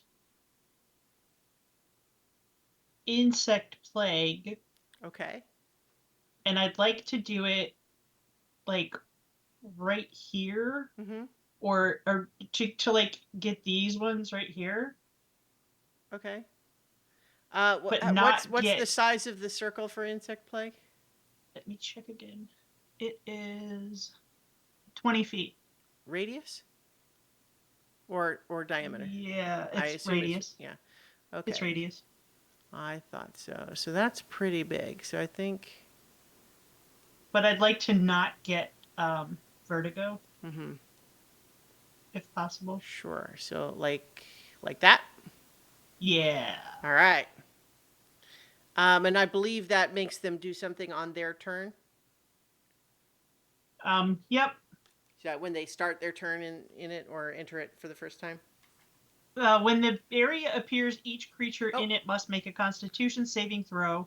Okay. A creature takes 4d10 piercing damage on a failed save, or half as much on Okay. a successful save. Okay, so you know what? The wyvern, I'll say, you timed it just when it was circling overhead and would just be in it, because technically it was flying like 30 feet, so would maybe not necessarily be in range, but I'll go ahead and do it for now anyway. Okay. Okay, so it's gonna make a Constitution save. It gets a 13. And It's then 17. okay, and then the two grapplers get a 10 and a 12. So yeah, they all fail. Okay, so they take 17 piercing damage. Oh, nice. And then after that, if a creature must also make the saving throw when it enters the spell's area for the first time or ends its turn. Right. there. Yeah. Okay. Okay. Yeah. So all of these little bugs are definitely chewing their cables like Minox on the Millennium Falcon. Cool. Anything else? No. I think that's it. Okay. Jinhorn.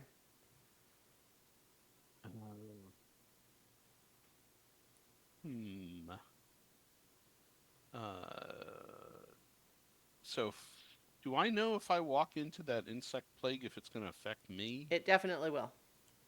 Okay. All right. They're just little bugs. Yeah. You I'm still gonna will take move. damage though. Mhm. So I would like either go the other way or do distance Yeah. stuff. Mostly, I Yeah. meant they're just little bugs in the sense that they can't tell friend from foe. They just see food. Oh. Okay. And I am going to cast or not. I'm going to breathe lightning All right. They that make way. dex saves. Is that right? Yeah, I don't know.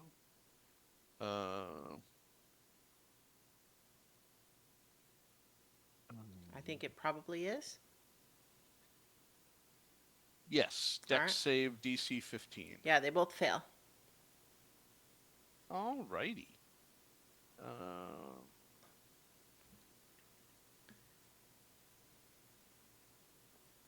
What?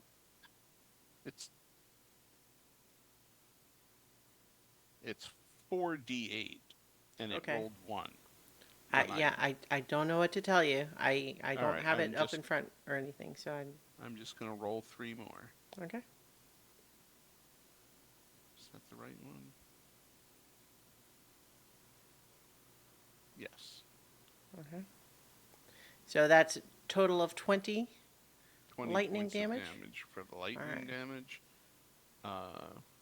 And for my bonus action, I am going to cast Spiritual Weapon.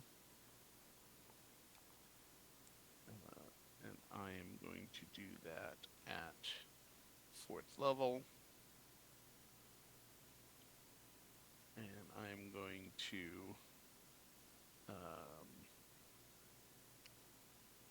I'm clicking something on your sheet just to test.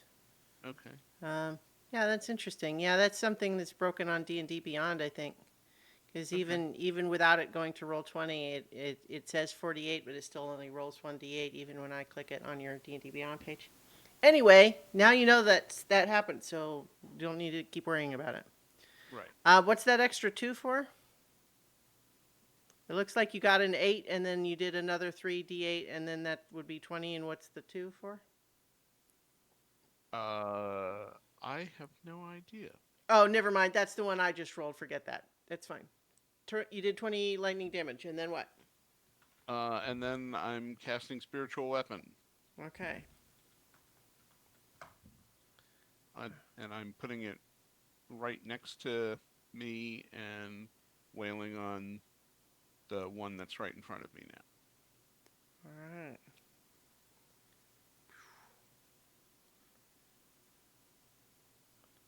Okay, so you should be able to control the token now. Go ahead and attack. Okay. 21. All right, that certainly hits. Okay. And 9 points of damage. All right. Crunch. And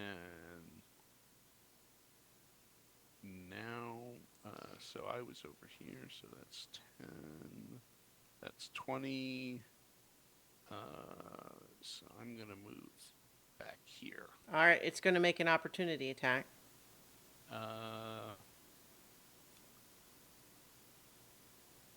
Are you not? I mean, Yeah, I'm worried about the wyvern. I want to be like under a tree so Okay. it can't just. well, it got an 11 on its opportunity attack, so it missed. All right, yay.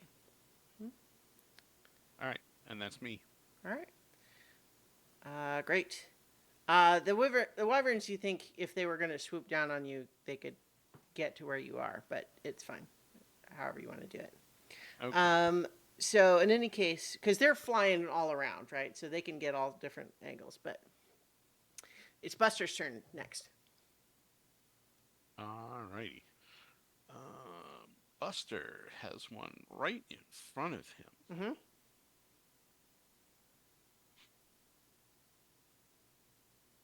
And he is going to go for the bite. Oh.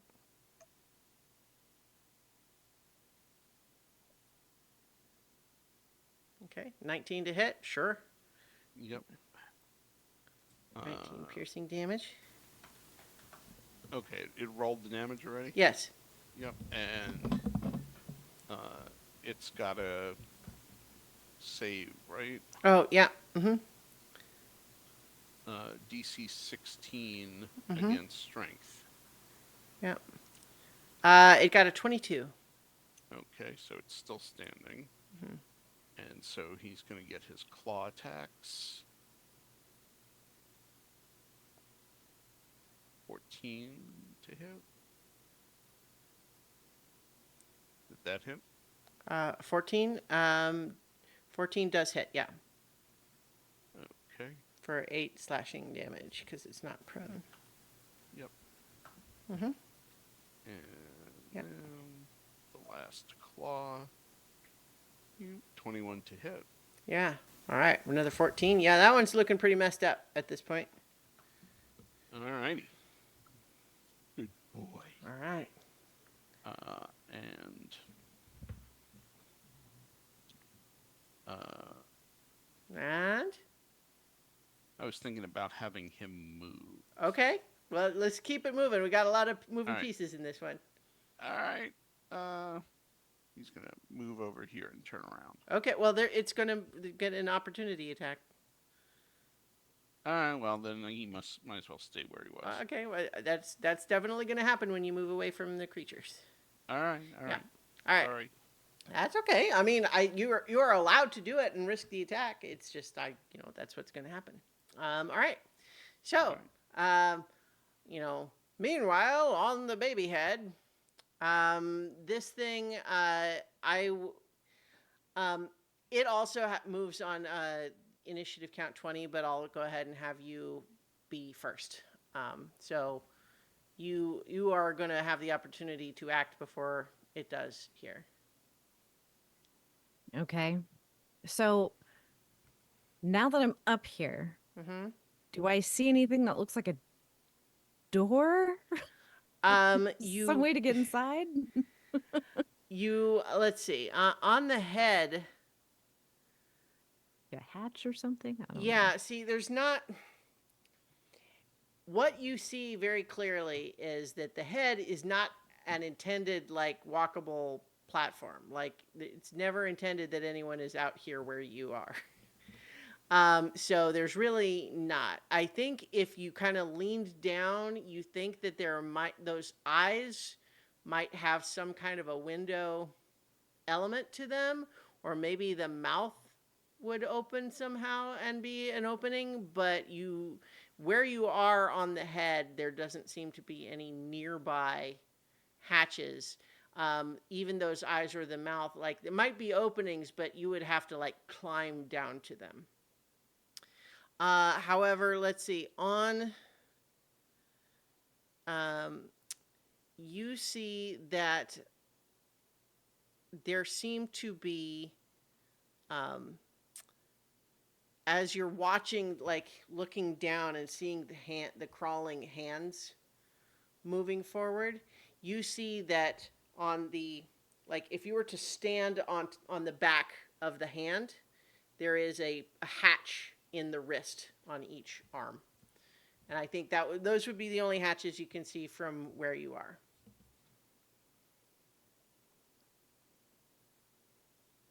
Okay. So I'm going to cast fly Okay, on myself. sure. And yeah, I'm gonna cast fly on myself and Mhm. then head down towards one of these hatches. Okay. It is a big, sturdy metal hatch with a wheel, and when you try it, it is locked. Also, the hand is still moving. This thing is crawling at 60 feet per round.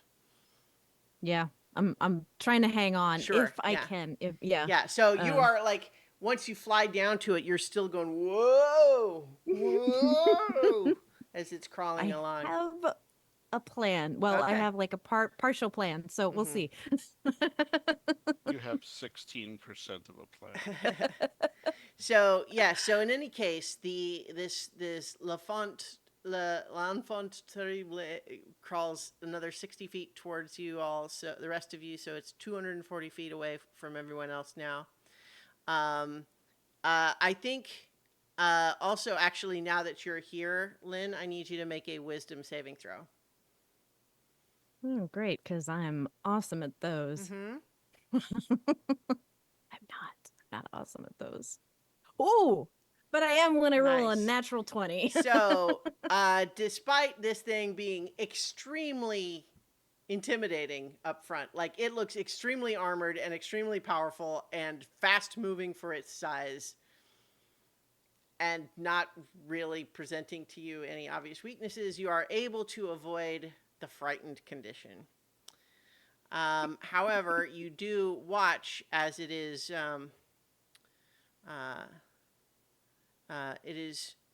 moving forward, and then okay, so it fires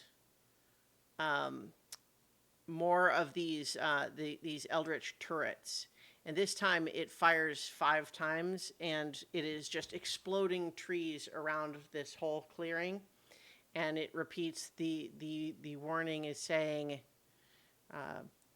stop resisting and allow yourselves to be taken into custody, or we will have to use force.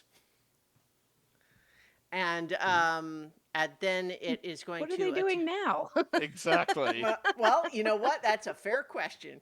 It is then also going to take a moment in its crawling to use one hand to try to grab you. Like the hand that you're not on, it's going to try to grab you. And it is going to roll that to attack. It gets a 25 to hit. Oh. Ooh, yeah, that'll do it. Yeah. And you're gonna take 34 bludgeoning damage. Oof. And you find that it is actually not dexterous enough with its hands to like grab you and hold you. So it kind of just swats you away. And so you're sort of swatted 20 feet away from it. Which doesn't seem to be like what it was trying to do, but it was also trying to have you not try to open its little hatch. Okay. Back in the rest of the clearing, it is the grappler's turn again. These two that are by Buster are going to start, team up against him. And going to both try to bite. One of them gets a 22 to hit for 4 piercing damage. Okay. And that's going to trigger his damage taking thing, right? Yep.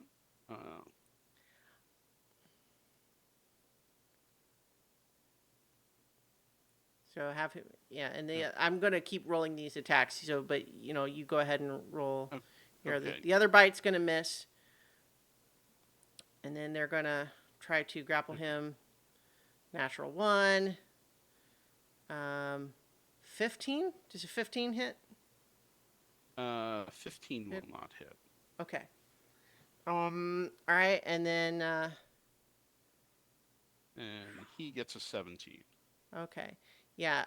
So he is going to do that 11 slashing damage against the one that was already pretty hurt, and it's not down yet, but it's hurt worse.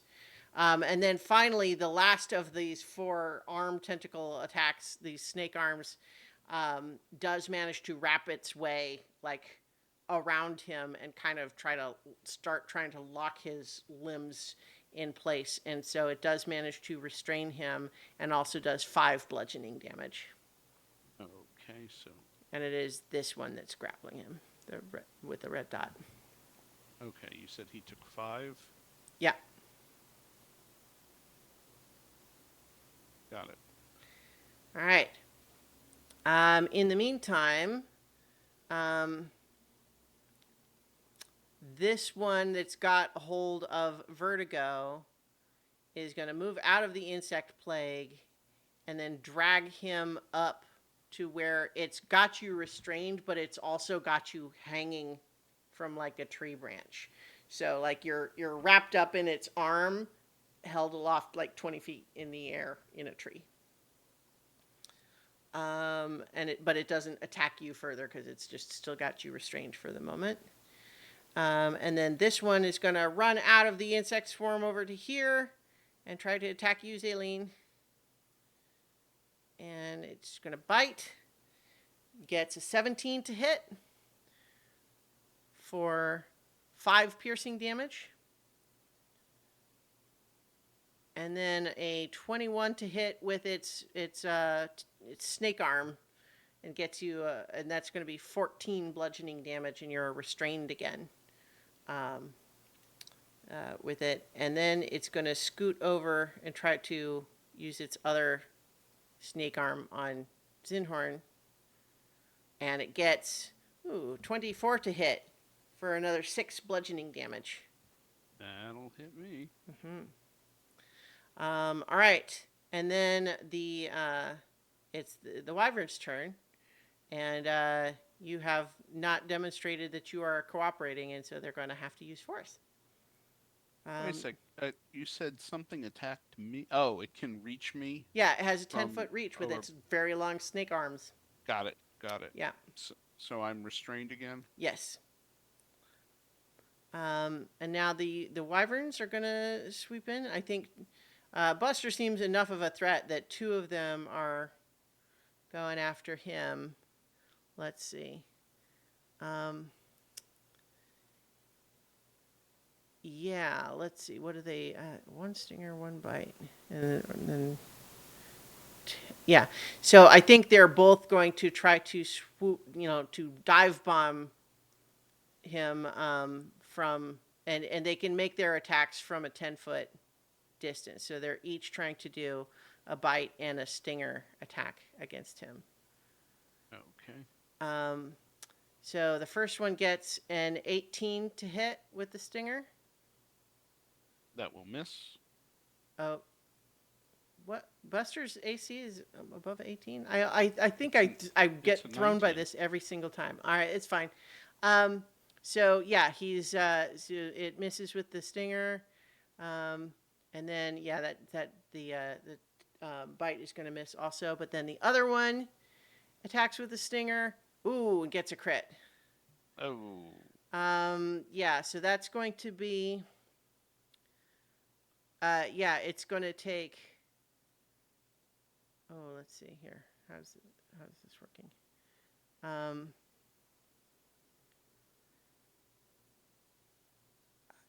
When it does the crits in Roll20, it always just really throws me how it's calculating it all. Okay, so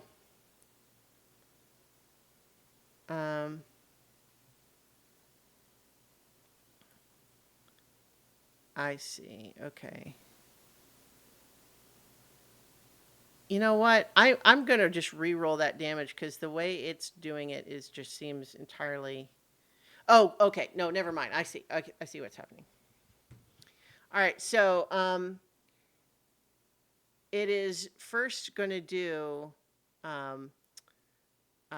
18 piercing damage. Okay. And then Buster needs to make a Constitution saving throw. Okay. He got a 14. Okay. A 14 is just enough to not be poisoned by, or not to, take additional damage from the acid in its stinger. And then it misses with the bite. So that's all the attacks from those two. Just wanted to make a note. I failed my concentration check, so the insect plague is gone. Oh, okay. Good to know. Thank you for being on top of that. All right. And then this one is going to swoop down. And because you were under the tree, it has to land on the ground. And it's crawling forward on its little, wing arms to attack you, Zinhorn. And it's going to try to first bite you. And it gets, ooh, that's a pretty good roll. A 25 to hit. That'll hit. And then you're going to take 14 piercing damage. Okay. Actually, I should have been rolling that with advantage because you are restrained, but I'll just leave it as it is as a hit right now. So 14 piercing damage. Okay. And you would be grappled by the bite, except that you're already, you know what? You are double grappled by both the grappler and the wyvern right now. And then it's going to stinger attack, and that would be a natural 1, except it gets to roll with advantage. That's a 16, which I think still hits. No. So even though... What? What's my armor class change when I get restrained? The AC does not change. Oh, my AC is 20. Yeah. So I'm just... I know. So I was Oh. saying it didn't hit, and then you said, oh, and then I thought... Oh, yeah, I okay. thought you said it hit. No, I didn't. Okay. It didn't hit. Okay. So yes, the it tried. I was saying even though it did hit you with the bite, but not with the stinger. Okay. But then this last one, let's see. I think the last one is not going to attack while Nedry seems to be restrained, but it is going to land nearby and hold a bite attack for if you try to get away. All right. It's your turn now, Vertigo. How close is this thing? Like, is it? I mean, so you are held. So it is a large creature, and so you're being held like 20 feet off the ground, but it's like clinging to the side of a like this cliff here. So it's it's got a 10-foot reach for its bite. Okay, so it's like, is it 10 feet away then, or is it? Yes, more or less. Okay. Like if it matters, then yes, it's 10 feet away. Okay. Well, it's time to do something weird.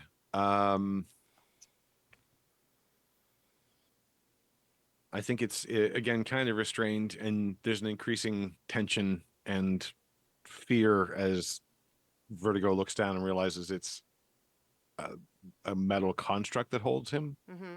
The fur probably threw him for a moment, Yeah. but now it's starting to rise. And he's getting a little desperate. So he starts to channel magic with the pen in one hand and this raw surge of magic in the other. He starts to whirl the pen, encircling the image of the two things around him, the wyvern and the creature. Mm-hmm. And I will twin a vortex warp to Okay. move both of them here. Okay. What save do they make? Vortex warp is, I believe it's Constitution, save 18. Okay, so the wyvern. The wyvern saves with a 21. And then the grappler. Wow, the grappler got an 18 exactly. Okay, so both of them saved. That Yeah. failed? Yeah. Okay. With increasing desperation, then, he starts to draw more raw magic and begins to cast, with a wordless cry, which resonates across the valley, Thunderclap. Ooh. Thunderclap is it is only range 5, so it Okay. won't affect the wyvern in the end. Sure. I was hoping to get them closer. But it is a Constitution saving throw, Okay. and there is a loud thunderclap that can be heard up to 100 feet away. Sure. But in this Wow, case, okay. I'm styling it as his own. Unfortunately, they're rolling high, so that's another 20 for the Constitution save. I can use a reaction. Well, I think I will let you do that, but I'll also say that you have certainly triggered the wyvern's held attack. Okay. So it's going to try to Yep. bite So all you of this is first. going to fail then. Nothing I can do about that then. Sometimes it's just the dice. So that No, it's frequently something else. But yes. so with advantage because you're restrained, that's an 18 to hit. For that I can. Well, here's where one of those weird timing problems comes in. Could I actually cast a spell because I've already cast a spell? And technically, you can't cast. You usually wouldn't do a reaction on your own turn. Yeah. But you've also triggered one of the enemy's reactions. Yeah. So, no, I'll just take it. If you wanted to use like shield, for example, you could do that. Well, let's see. Because a reaction would have to be triggered by something. Yeah. What was? Sorry, what was the to hit? 18. Yeah. Yeah, he'll trigger shield. Okay. So it tries flashes to off. bite you, but is interfered with by a magical effect. All right. Zaleen, it is your turn. I will also kind of say that as this big construct is getting closer to you, I'm going to say that like there's a part of you that is recognizing it would be one thing to fight these wyverns and grapplers. It would be another thing to fight that giant construct. You definitely don't want to fight both of them together. So I am going to use the one that has me grappled. I'm going to reach out and use Vampiric Touch. Okay, nice. I'll let you roll that with advantage, even though normally restrained you'd be a disadvantage, but like I feel like it makes sense in context. Okay. So 27. Yeah. And so that's 16 necrotic damage. Yep. All right. Nice. Yeah. It you see some of the magical energy which animates it drawn out, and you are able to absorb some of it in a vampiric fashion, almost like you're siphoning it. Mhm. Mm-hmm. So I take 8 points healing. Good. All right. Yeah. Good. Okay. And that's that. All right. Zinhorn. I am going to start with the spiritual hammer, spiritual weapon. I'm going to attack the one to the right of my hammer, the one that should be the one that's hurt the most. Correct. And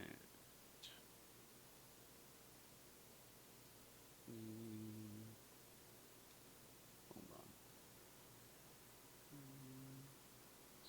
Weapon, there we go. A 12. Yeah, a 12 does not hit. Well, It whiffs through some of this weird, coarse, like fur-like material that, as Trudelai said, it kind of obscures its outline and makes it a little more confusing where the substantive parts of it are. okay. Do I have something that's a bit more powerful? I'm feeling a little rushed.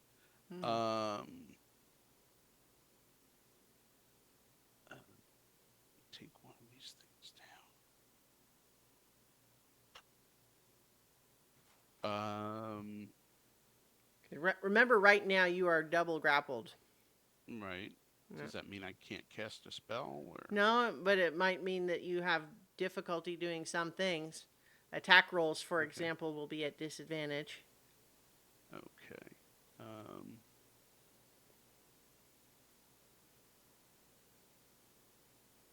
You could also use your action to try to break free of the grapple. Is it one action per grapple? I would allow that if you roll high enough to escape from both, you will escape from both.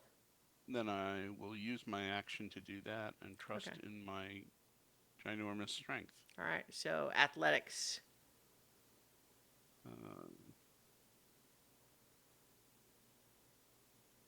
19. Yeah, you are able to break free of those grapples, but that's your action to do so. So you can move Yes. now. You're not grappled or restrained anymore. Okay. Now,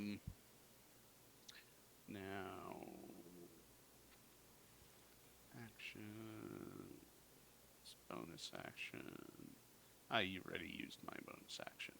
So I, even though I can move, I can't use Boon of the Juggernaut because that's an action.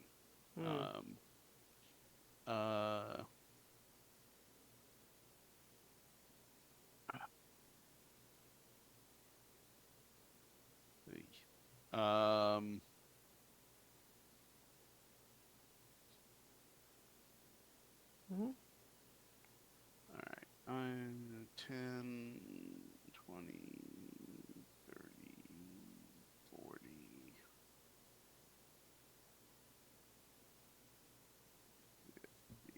Okay. Okay. So how are you able to move that far? Oh, crap. You don't have your action to dash. No, Yeah. I don't. Sorry. That's all right. You can.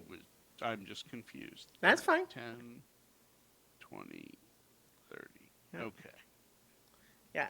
Tactically, you're in a tricky situation here. You definitely, like, I am advising you as a friendly DM who wants to see you succeed that this is probably, in its current state, not a winnable fight. Meaning with the big thing coming this way and all of these things Right. also. Right, and Lynn just left us all alone. Well, she's coming back, sort of. We don't know that. She Yeah. just vanished. Yeah. She led us into the trap and then left. Yeah. All right. So it is Buster's turn now. Technically, really still is a restrained Denetherian, by is- one of the grapplers. Is this where we discover that Lynn really is an Inithurian Yeah. and leading us into the trap and then This vanishing? is where Lynn reveals she was actually Percival all along.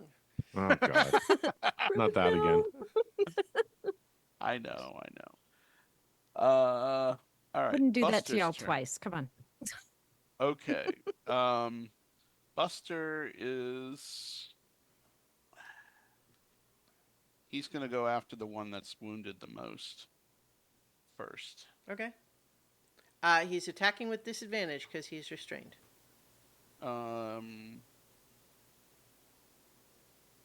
Disadvantage. I mean, Okay.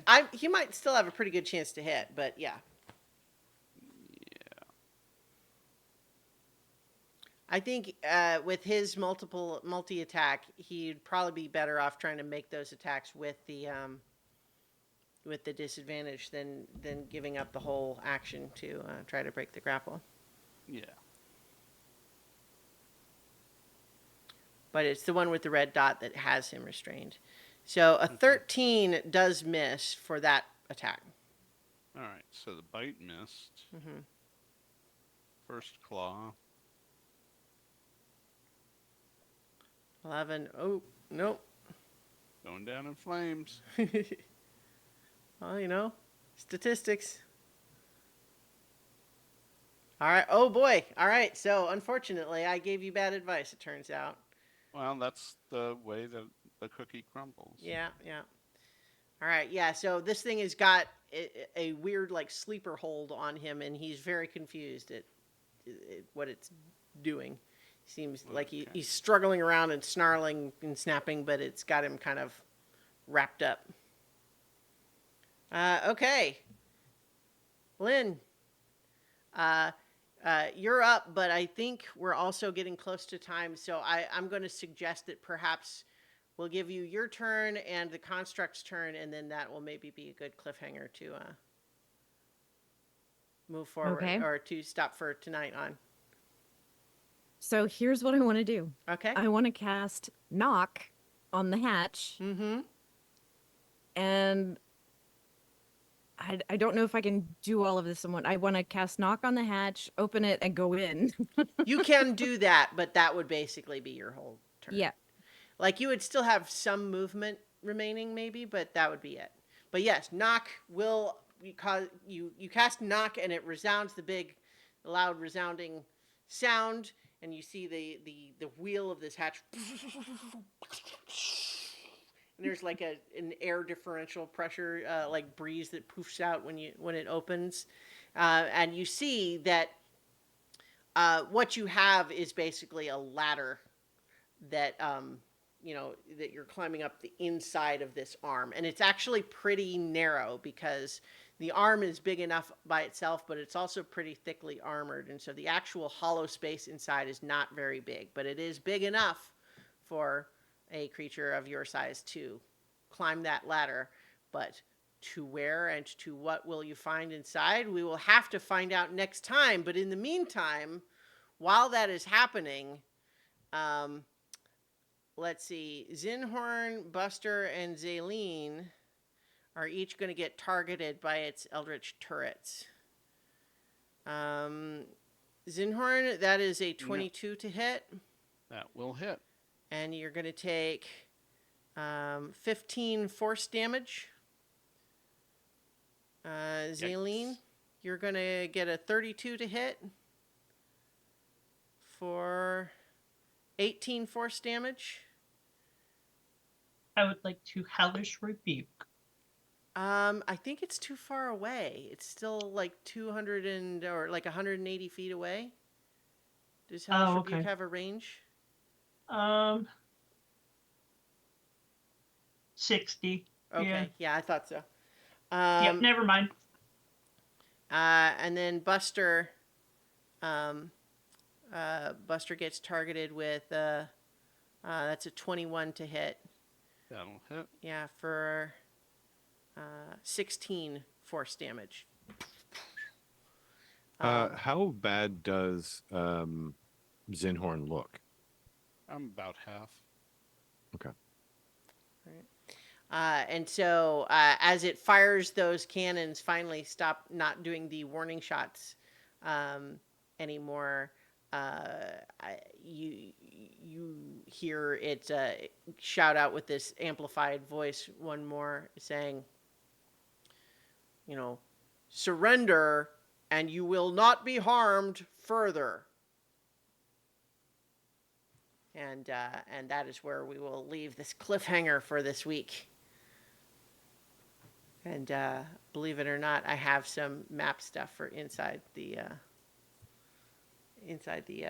Colossus. That's awesome. Nice. I didn't have it prepared for tonight because I wasn't actually expecting you to do that, but that's great and I love it. I'm very happy. We will find out what happens when we return for more adventure next week on so many levels. Not next week. So many constructs. Okay, well, not next week, but maybe the week after. We'll figure it out. All right. All Good right. night, everybody. Good night. Good night.